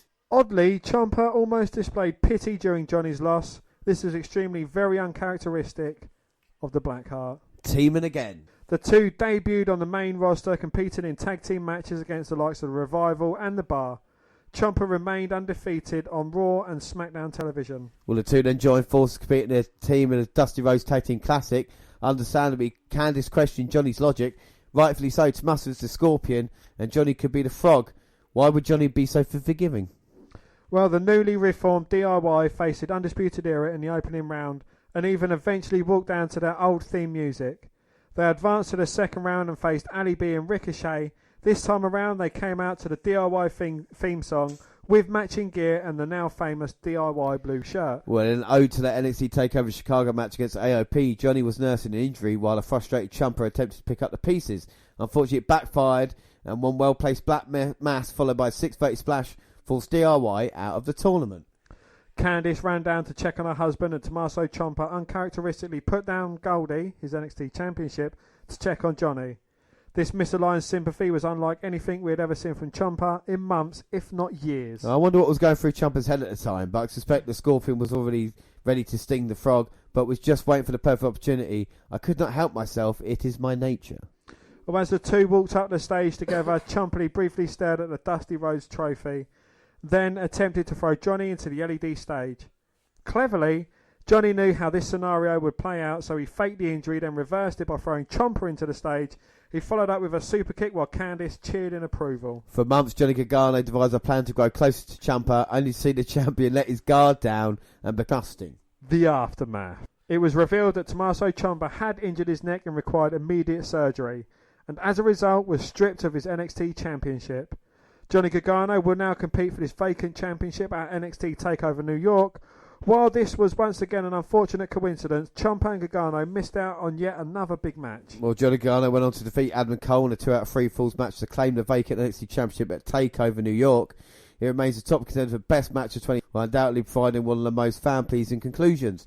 The prophecy was fulfilled, and finally Johnny got his moment. Following the conclusion of the match, an emotional Johnny Gargano celebrated with his wife Candice. As they made their way up the ramp to conclude the show, a familiar face emerged from the back, Tommaso Ciampa. Instead of attacking, the three embraced in one of the most emotional moments in recent memory. For a split second, fans saw the real Ciampa celebrate with his best friend. Yeah. And then since then, we've seen Ciampa coming back, and obviously he's got his focus on Goldie. But with the Gargano thing there, the feud is still. They could do anything with it still, couldn't they? Do you know what I mean? Like, they could be a team again with Ciampa and Gargano as faces, or have them again turn on each other. It has been the best told story in WWE the past 10 years, hasn't it? Absolutely, yeah. And it's, it's just everything, like the way it's all played together. I know the injuries have been untimely, but that's also kind of helped in the story. I don't think the storyline, if it had all played out over a shorter time without the injuries, I don't think it would have been the same. No, I completely agree with you. All right, so we've done moment, feud, match, and pay-per-view. But who is the wrestler of the decade? Well, the biggest, most successful homegrown talent since The Rock, John Cena, dominated the first 7 years of the decade, as he typically did, beating the top-tier superstars and capturing championship gold. His 9 world titles since 2010 are more than any other superstar. At Royal Rumble in January 2017, he did the unthinkable, tying legendary mark of 16 total world titles set by Ric Flair. Well, when he was not in the main event title picture, Cena remained a staple of high-profile feuds where he was competing against Big Show, or working to elevate stars Kevin Owens, Seth Rollins, or Roman Reigns. The leader of the C Nation established himself as the most prominent and prolific star in sports entertainment. Perhaps his most underrated contribution to WWE over the last 10 years was his willingness to put over others and establish them as competitors on his level. Sheamus, CM Punk and Daniel Bryan all saw their careers skyrocket after working with and defeating Cena in significant pay-per-view matches. As the United States champion in 2015, returning worked with younger superstars, elevate him during his Open Challenge series. His selflessness in those situations helped provide them with legitimacy they needed to move forward, even if WWE Creative managed to bungle their booking after. As the decade came to a close, Cena stepped away from the squared circle to explore a career in Hollywood, following the footsteps of The Rock. It remains to be seen if the 42-year-old will ever regularly compete inside a WWE ring again, or will be making even more comebacks like the Great One and return for an occasional one-off match, perhaps boosting ratings and buy rates for WrestleMania here and there. Well, what is not in the question is the indelible mark left by Cena on the decade that has established his place in the annals of wrestling history. Yeah, I mean, if you're going to be serious about picking a guy who is the rest of the decade, I mean, yeah, you had people like Roman Reigns or Brock Lesnar, but there was no doubt that the rest of the decade is John Cena. And Dan, I'm sure you're going to agree with me with that. I do agree with you on that, but he's not my wrestler. So, obviously, you agree with me that John Cena is the wrestler of the decade. I'm glad we can now move on. James. What? I agree with what you say, but I don't agree with the wrestler of the decade. Well, who the fuck is going to be wrestler of the decade then? For you? There's only one word, or 3 letters, should I say, James. And that is RKO. A man who's got his own award in the Year End Awards, James. So is Johnny Gargano. Yes, I'm not saying he's the only man. Did I say that? No, you didn't. Well, then, shut your face. There is something to be said about the steady consistency of Randy Orton over the last decade. No matter the profile of the program he found himself involved in, the Viper could be counted on to use his considerable star power to elevate its overall profile. No, James, I'm going to carry on this, all right? Shut your face. Respect. Over the course of the last 10 years, the third generation his full potential by capturing the WWE and World Heavyweight Championships, by defeating the likes of John Cena, Christian, Sheamus, Daniel Bryan and Bray Wyatt. He captured the 2013 Money in the Bank briefcase and even now finds himself amid in significant rivalry with AJ Styles on Raw. That Orton could weave seamlessly into and out of the main event scene, working with Cena one week and a younger competitor like Wade Barrett or Jack Swagger the next, made him invaluable to WWE consistently. Look, it's big star. When a pet project failed, Vince McMahon and co could lean on the Viper to get them through until the next up-and-comer presented. Perhaps that is Orton's lasting legacy this decade. He was the selfless competitor who did what was presented to him, and with a quiet consistency that helped him earn the status of one of WWE's better, more psychological workers. At age 39, with a lighter schedule than in years past, it's unlikely we're talking about Orton 10 years from now. Thus, the decade that has been even more significant in determining his place in wrestling. What a load of fucking shit. You've been Well, I'm looking through this list, James. Oh, here we go. And here he goes. Where's Drew? Yeah, I knew you'd say that. Oh, I don't know. Maybe he hasn't had his chance yet, but he will. All right, okay, so one more left of the decade. And I think this is one we can all agree on. For promotion, there is only one. And that, of course, is N. E.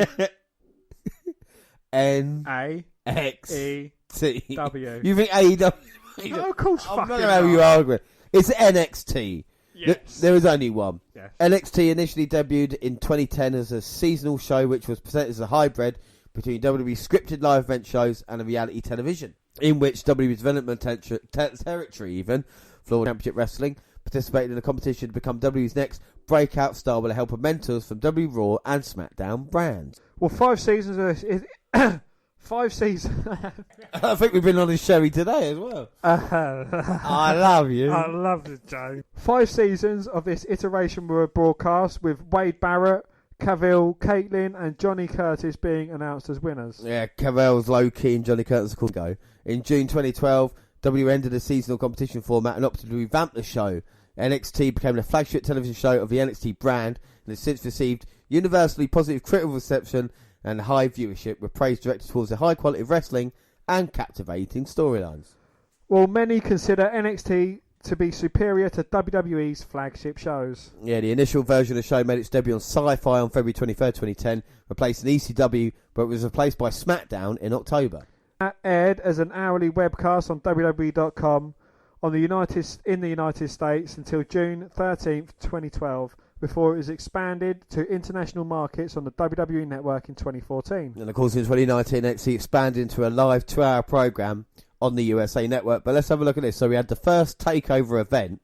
Well, yes, that was on May 29th, 2014. And the main event was Tyson Kidd versus Neville for the NXT title. And then we had August 22nd, 2015, Brooklyn, the first one that was actually outside Florida, and that was Kevin Owens versus Finn Balor. Yeah. And then since then, every takeover is delivered. You talk about your pay-per-view of the decade, which was NXT TakeOver.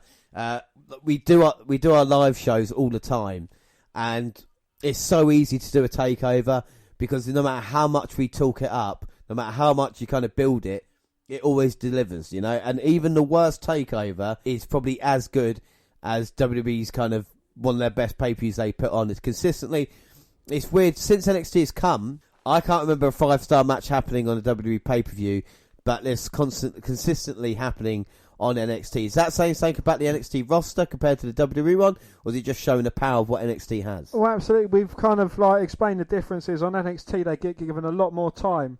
You know, they're not trying to cram 13, 14 matches into a pay-per-view. They've set about 5, and it plays out perfectly. They get 20 to 30 minutes throughout the whole pay-per-view. Nothing has to be rushed, and everything just moves organically. Yeah, I think without a shadow of a doubt, and that's why it has made our list. So let's just go through the 6 of the decades that we got, and of course the first one, we'll do Feud first, and that was Gargano versus Tommaso Ciampa. Yes, we go on to Moment, and we both actually agreed that it's a pipe bomb speech. Hi, Colt Cabana. Hi, Colt.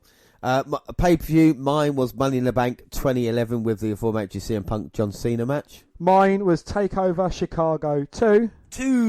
My match was Punk versus John Cena, the main event for the Money in the Bank in that one.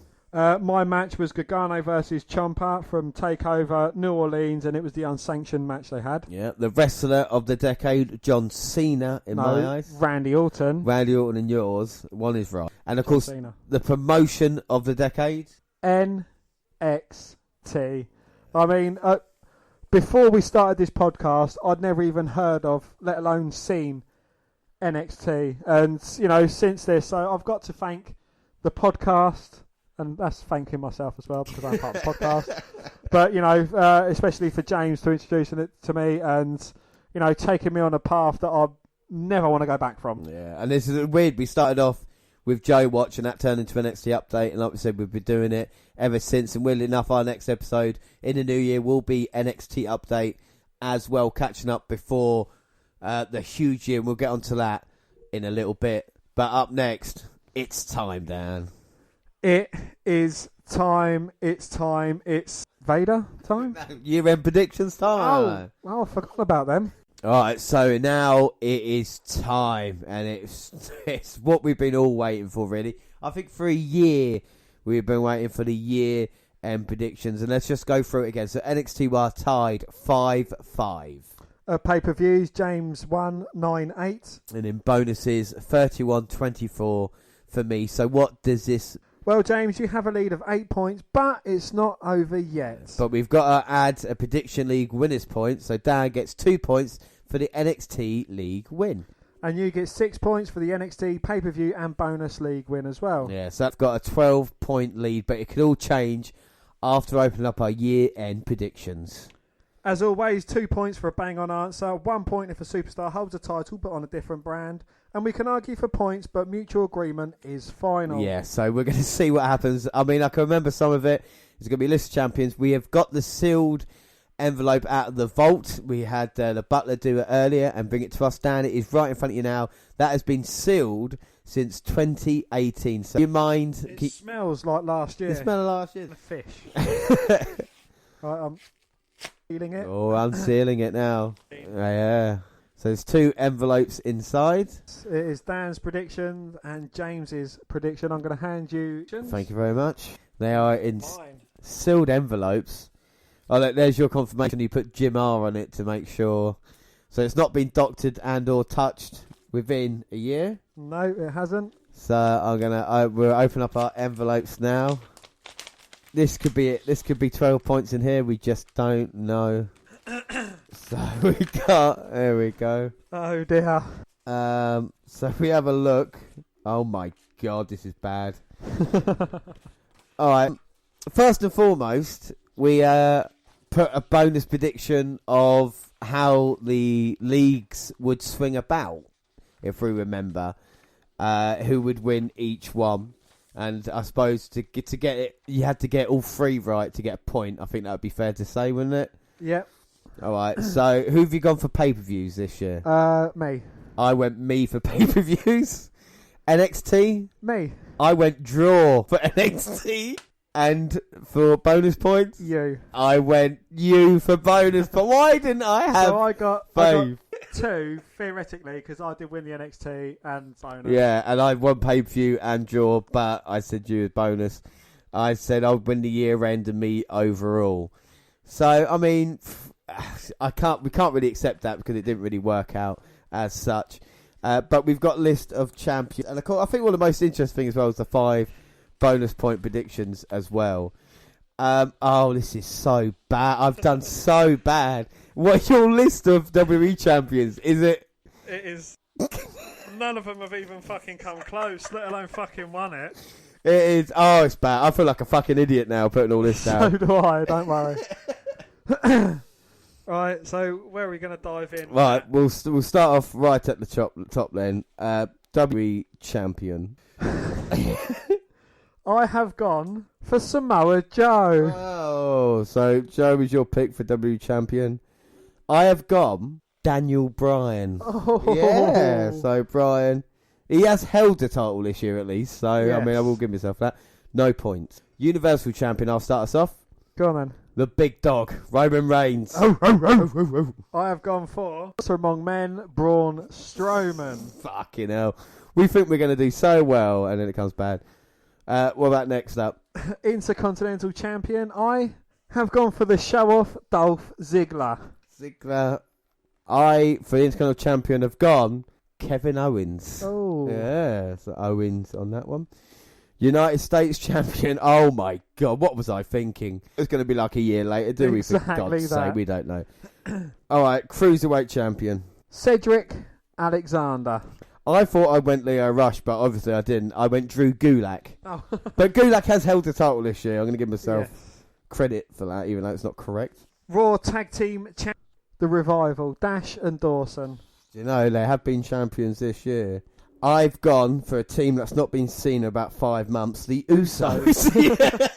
Well, James, again, I can better that one. I've gone for a tag team that's not even a tag team anymore, Sanity, for the SmackDown Tag Team Championships. This is meant to be serious, and we're not even there. Well, I tell you what, my SmackDown tag teams, they are still a tag team. I'm going to take that, but they're on the wrong brand. It's the Authors of Pain. Raw Women's Champion. I had high hopes with this one. Ember Moon. So Moon. I don't know what I was smoking at this point. I put Mandy Rose. Fucking hell. Jesus, James. Oh my God, I can better that though. SmackDown Women's Champion. Ronda Rousey. Who? Ronda Rousey. No, never heard of her. SmackDown Women's, Charlotte Flair. I think I went a bit too safe. Right, so this is the... We'll finish off with WWE and the Women's Tag Team Champions. I think I put it down as just a kind of a bonus. Well, I've written Women's Tag down. It's not got right anyway. I've gone Banks and Bailey. Oh, Bailey and Team Champs. Yeah, that's so one of my bonus. Yeah. Banks and Bailey. It wasn't either. So out of the 10 guessing the champions, we got 0 each. Okay, so now we move on, hopefully, to a bit more successful. It's NXT. So my NXT champion, so Matt Riddle. Matt Riddle is champion NXT. So this is the champ. Riddle. So you went bro, man. Bro, it looks like you're going to be wearing that fucking top. My NXT champion, Adam Cole, baby. Yeah. So 2 points there. For me, 2 points. My NXT Tag Team Champions.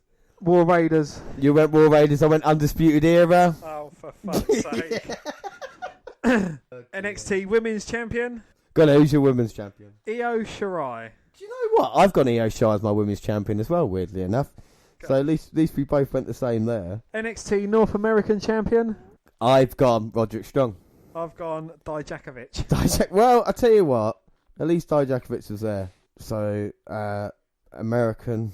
I'll just write this down as we go along so I don't forget. So 2 points. Dijakovic, 0. So NXT, fucking hell. So Undisputed Era helped me out there. 6 more points. So now it's a lead of 18. So you need to just bring them. You need to bring them back strong. Bring them back strong. Okay, we got NXT UK as well that we've not done. So NXT UK, Dan. NXT UK, the UK title, Pete Dunne. So NXT UK. So you've gone Pete Dunne. I've gone Volta. Fuck off. Yeah, I've gone Volta. Look, Volta as NXT UK champ. Another 2 points. UK Tag Team Champions. I've gone Gibson, Drake and Gibson. I've gone Bait and Seven. My God, my NXT UK Women's Champion is atrocious. Dan, who have you gone for? Tony Storm. Storm? Do you know, that's not a bad one. Better than my one, Ginny. I don't know why I went Ginny. I didn't know why Ginny would maybe be successful, but she obviously wasn't, which is a bit of a shame. Now, this is when you could start clawing points back, all right? So this is men's Royal Rumble winner. Gone for James? I've only gone for one man, and that is my man, Drew McIntyre. I have gone for Seth freaking Rollins. He's back in the game. Woohoo! 2 points. That's as far as it peaks, though, because for the women's Rumble winner, Who have you gone for women's? Ember Moon. Moon. Oh, you're going to fucking hate me. I've gone Becky Lynch. Becky Lynch. Becky Lynch. Undertaker's WrestleMania. Wrong with me here. I don't know what happened. He didn't even have a match at WrestleMania, did he? No. My WrestleMania opponent for Undertaker was, and it's been quite a cool match, Daniel Bryan. Mine, Shawn Michaels. Yes, James, that's... All right. Oh, fuck, what am I doing here? Okay, men's Money in the Bank. Drew McIntyre. My men's Money in the Bank was The Miz. Women's Money in the Bank. My women's Money in the Bank. Oh, go on, who's your women's first? Charlotte Flair. Charlotte Who won the Women's Money in the Bank this year? Was it Bliss? No. It was someone not them, was it, really? It wasn't Charlotte Flair. It wasn't Charlotte. It wasn't Naomi. No, it was Carmella. It was Bliss, because Carmella won the first one. Ah, there you go. So mine was Naomi. Nice shoes, but not a fucking chance. So I thought it would be a big year for the Usos and Naomi. Obviously, it wasn't. Oh my surprise return! God, I can't believe I put this down as a return. CM Punk. CM Punk. Well done, Dan. No, that's who you was. That's not me. That's not. Who was your return? Darren Young. Darren Young.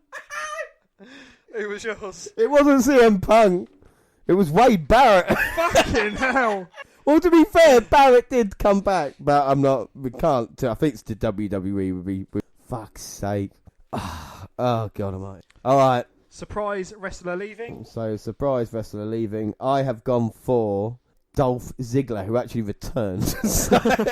Close. I've gone for Shinsuke fucking Nakamura. No, it's still there. Hang on a bit. So we'll stop a second as we get there. So far, I can't remember. I've got 1 point. You got two. 2 points. 2 points. Let's not forget that. Let me just catch up with all the points quickly. Alright, so I've had a look at the points, and Dan, it's not looking good for you at the moment. I'm not going to lie. No, it's not. At the moment, outright, it's 61-41, so there's a 20-point swing, but still time to draw back at some. I mean, there's still a lot of possibilities to go. We'll move on next then, and it is free WrestleMania match. Well, one of mine, I have gone for Orton versus Styles. Yes. Which was a match at WrestleMania. Yeah, so that's a point.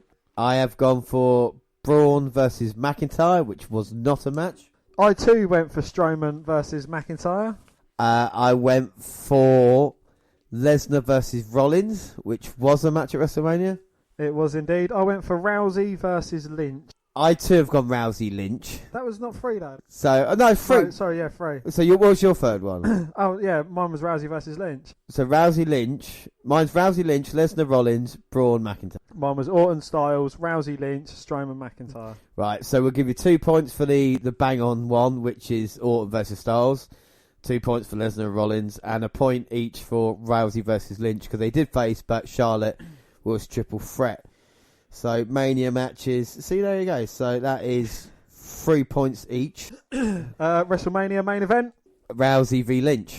Rousey v Lynch. Rousey v Lynch. So we'll give ourselves a point for that one as well. That's the Mania main event. SummerSlam main event. Oh my goodness. I have gone Oscar versus Rousey. I went for Balor versus AJ Styles. And the actual SummerSlam main event was... if I do believe it was Lesnar Rollins again, wasn't it? It was Lesnar versus Rollins, yes. So no points. Survivor Series main event. I went for the men's 5-on-5. And I too went for Raw versus SmackDown 5v5. So Survivor, no points there as well. Right, okay. So this is the important one now. This is when we can all catch up. We've got 5 bonus predictions. Dan, what was your first one? My first one was Undisputed Era, hold all the gold, as in all members hold a title at the same time. Which is bang on, so 2 points for Undisputed Era. I've gone for Mae Young Classic winner, Tegan Knox, even though Mae Young Classic didn't actually take place, so that's no points.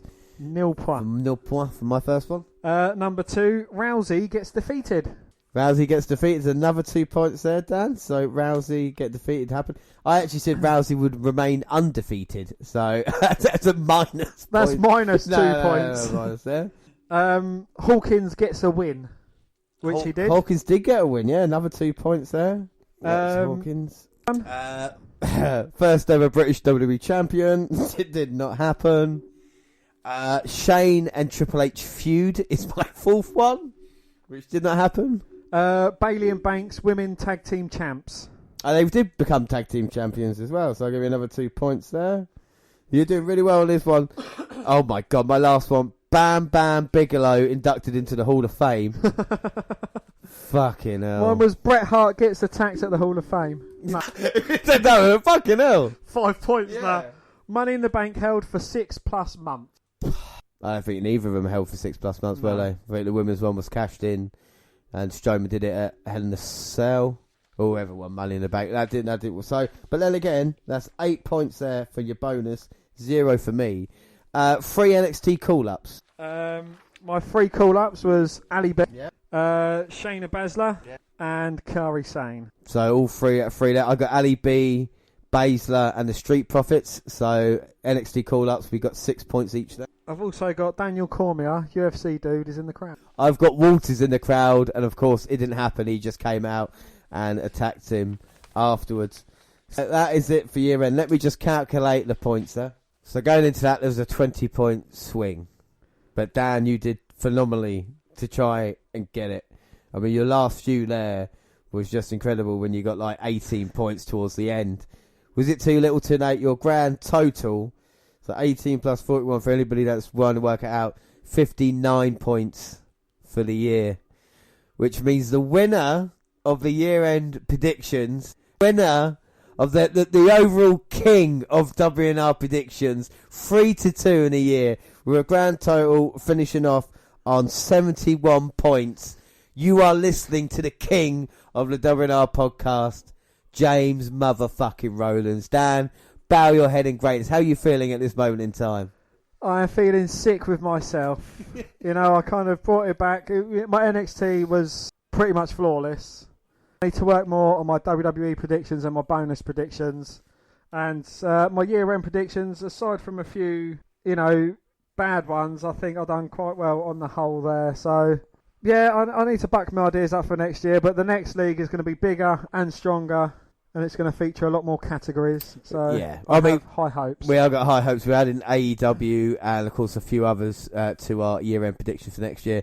I've got to say, the thing that really handicapped you this year is the bonus points, which you usually do so well. I think you fell behind early at the Royal Rumble and kind of never really caught up. Apart from that, everything else was really close. And I think that is a kind of surprise because usually I think it's the first time I actually won bonus points outright in the year.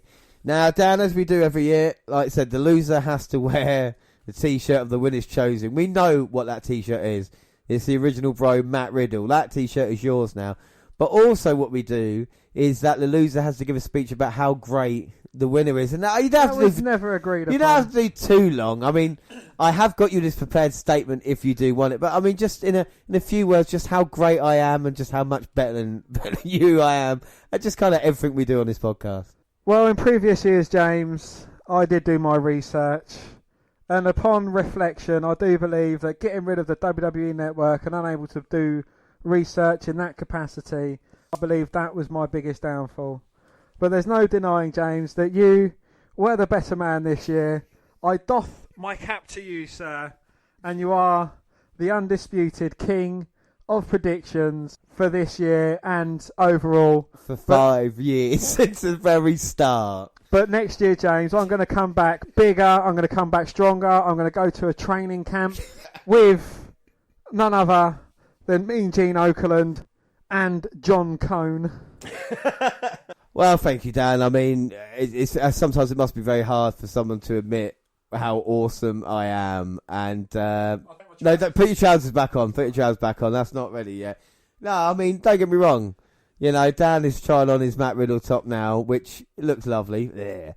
But the thing is, it's just difficult. That level of greatness, sometimes it's difficult to continue. And I'm just glad you win. Doesn't really matter what else we do on the podcast now. It's just clear that I have won it since the very inception. But like I said, it all changes next year. We're going to add lots of stuff. AEW, probably the NJPW and Rev Pro Champion just for it. How does it fit? I mean, it looks awful. I'm not going to lie. I mean, it suits you, but... Well, James, you should have kind of guessed my size because I'm swimming in this T-shirt.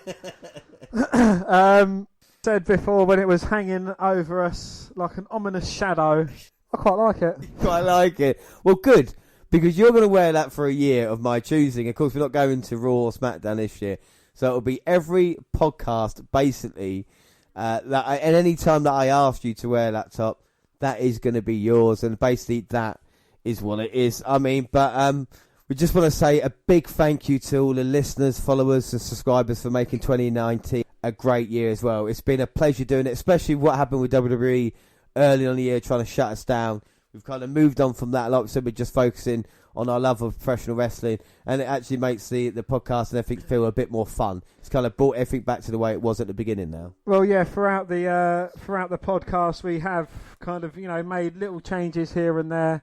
We went from, is the WWE network worth watching? We've discovered that no, it's not, because Vince McMahon kind of gives him legitimate opposition down, i.e. being us. He tried to shut us down, but we was defiant. And Vince McMahon, he may have won every single lawsuit he came across, but us in the big court, he couldn't. So we managed to make him bow to us. But that's kind of helped us expand our horizons, going on to AEW, Rev Pro, the Magnificent Seven, which we're going to be focusing on next year. And, the only way is up for the podcast, and we hope you still enjoy listening to our live shows. And again, we couldn't have done this without all of our listeners. No, without a shadow of doubt, I would just like to thank you for making our WNR Awards and the Christmas special one of the most listened to podcasts of the year as well. Like I said, we love doing it and bringing it to you here. We've got the year end. But this is not it. This is not the end. I mean, yes, it's 3-2 overall from me and Dan, but we're just moving on. And, we started in 2015. And that means 2020 is going to be a massive year, because not only are we going to celebrate our first 3, Dan, we've been doing this for 5 years. I haven't ever had a relationship longer than 5 No, fucking I years. mean, this is full-time relationship stuff. We're going to have our 300th episode as well, which is going to be amazing. We've done stuff for 100th and 200th. 300 is going to be massive. Like I said, Magnificent 7 as well. It's going to be even bigger and better. But let's look ahead at the first few months. We've got a cracking time coming up towards WrestleMania. Let's just say January 4th, you've got NGW, New Japan Pro Wrestling's Wrestle Kingdom, which will bring you for the very first time on the WNR podcast. On January the 12th, we've got the NXT UK Takeover event. Yeah, again, an event that we are really, really looking forward to. January 26th, we've got Wales Collide, NXT versus NXT UK. And, of course, the news coming out of that is the Undisputed Era versus Imperium.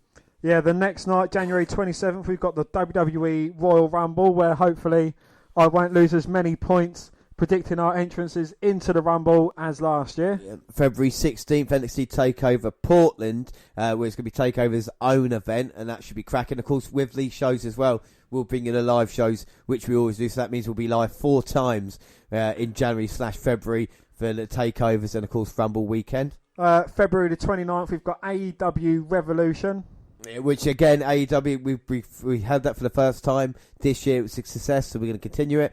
And then March 8th, the WWE Elimination Chamber on the road to wrestling. We'll bring you all of that, plus Impact's Hard to Kill main event, Sami Callihan going against Tessa Blanchard for the world title. Yeah, so we'll be keeping you up to date with everything that we've got. And, of course, the live shows, the Magnificent 7 that we're going to do. We've got a couple of great superstar profiles coming up. One of Nigel McGuinness, one in William Regal as well. And we're just going to have fun. What we saw with Joey Ryan, everything like that, it's just a kind of... Our love of professional wrestling is still there. Yes, people get sick and tired of WWE, but WWE is not the be-all and end-all when it comes to professional wrestling, Absolutely not. No, we've seen one of the most entertaining shows. We saw that live, which was an amazing birthday present from James to myself. We got to meet Joey Ryan, and if you haven't met Joey Ryan, I mean, just being in the same arena to him, the fragrance of his dong. Oh. I mean, James, I'm sure you can still taste it on your lips now. I still got the taste in my mouth, and it is unbelievable stuff. And obviously, a few British wrestling shows. There's one in February in Hastings where Gangrel is going to be there. So I don't know if we're going to do that, but it'll be stuff like that to try and meet guys around. And, of course, we won't be spending money on the WWE unless, of course, NXT UK announce dates in our area the second half of the year. And I would love to go to an NXT UK takeover. If AEW and Impact come over, it would definitely be something to look at as well. All right, Dan, so this is the end of the year. How have you thought the year's podcast-wise? Just wrapping everything up in a nice little bow. I think the WNR podcast has been a great year. I mean, we've kind of been forced into some changes, but they've been changes for the better of the podcast. I mean, just not limiting our focuses to Vinnie Mac's company. I think that's been one of our biggest obstacles to overcome. And again, all the listeners, my New Year's resolution is to get more interaction with our listeners and followers as well on the Twitter, on everything, on Facebook. And, kind of start some heated debates. Yeah, I think without doubt, and this is the thing we're trying to do.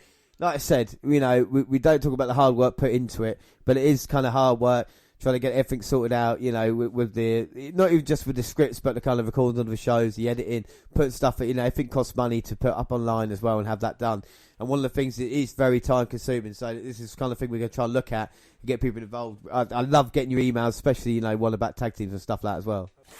Like I said, I love getting the emails, and that's what we say. We just want to try and make a little bit more contact, and we should have some huge announcements starting in January time as well about the WNR podcast. But if you do want to contact us, don't forget you can follow us across all social media on Twitter at WWE Network Review or at Vince McMahon. He's for you to say. At Vince McDan WWE. I'm at J_Rollins. We're across all the Google platforms. Send us an email at WNR at gmail.com. And on Instagram, the WNR podcast. We're on Facebook. Yes, Facebook. Come and find our page and give us a like with the WNR podcast. Or you can come and find me and add me as a friend. I am Vince McDan. So much easier now with just the WNR podcast. Across all the Google platforms, of course. Like I was saying, just search Google the WNR podcast. You will find us. A YouTube channel as well, the WNR podcast. Subscribe. Of course, we've got latest clips. So Joey Ryan's on there now. You've got Ricochet, Will Ospreay, and of course Oscar versus Ember Moon, which is our highest rated video on YouTube when we will air live for the women's title match. You can the podcast go up on YouTube at the same time as other places like SoundCloud on your phone. I would just like to thank everybody on SoundCloud because that's kind of been like our baby since the very start. We've always based ourselves off SoundCloud and worked elsewhere. Of course, Freaker Radio, we've got our live shows coming up. Our first live show of the year will be for the NXT UK Takeover event. And, of course, iTunes, where you can download, subscribe, rate, and review there. But that is it for 2019, the end of the decade, the end of the year.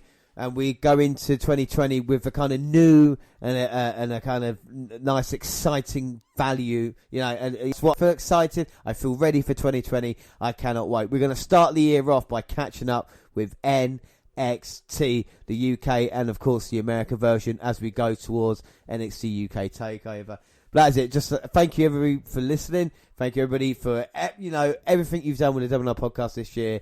I've loved every single moment of it. I have been James Rollins. As always, every episode I was joined by Dan White. Thanks for listening, everybody, and have a great new year. Bye. Bye.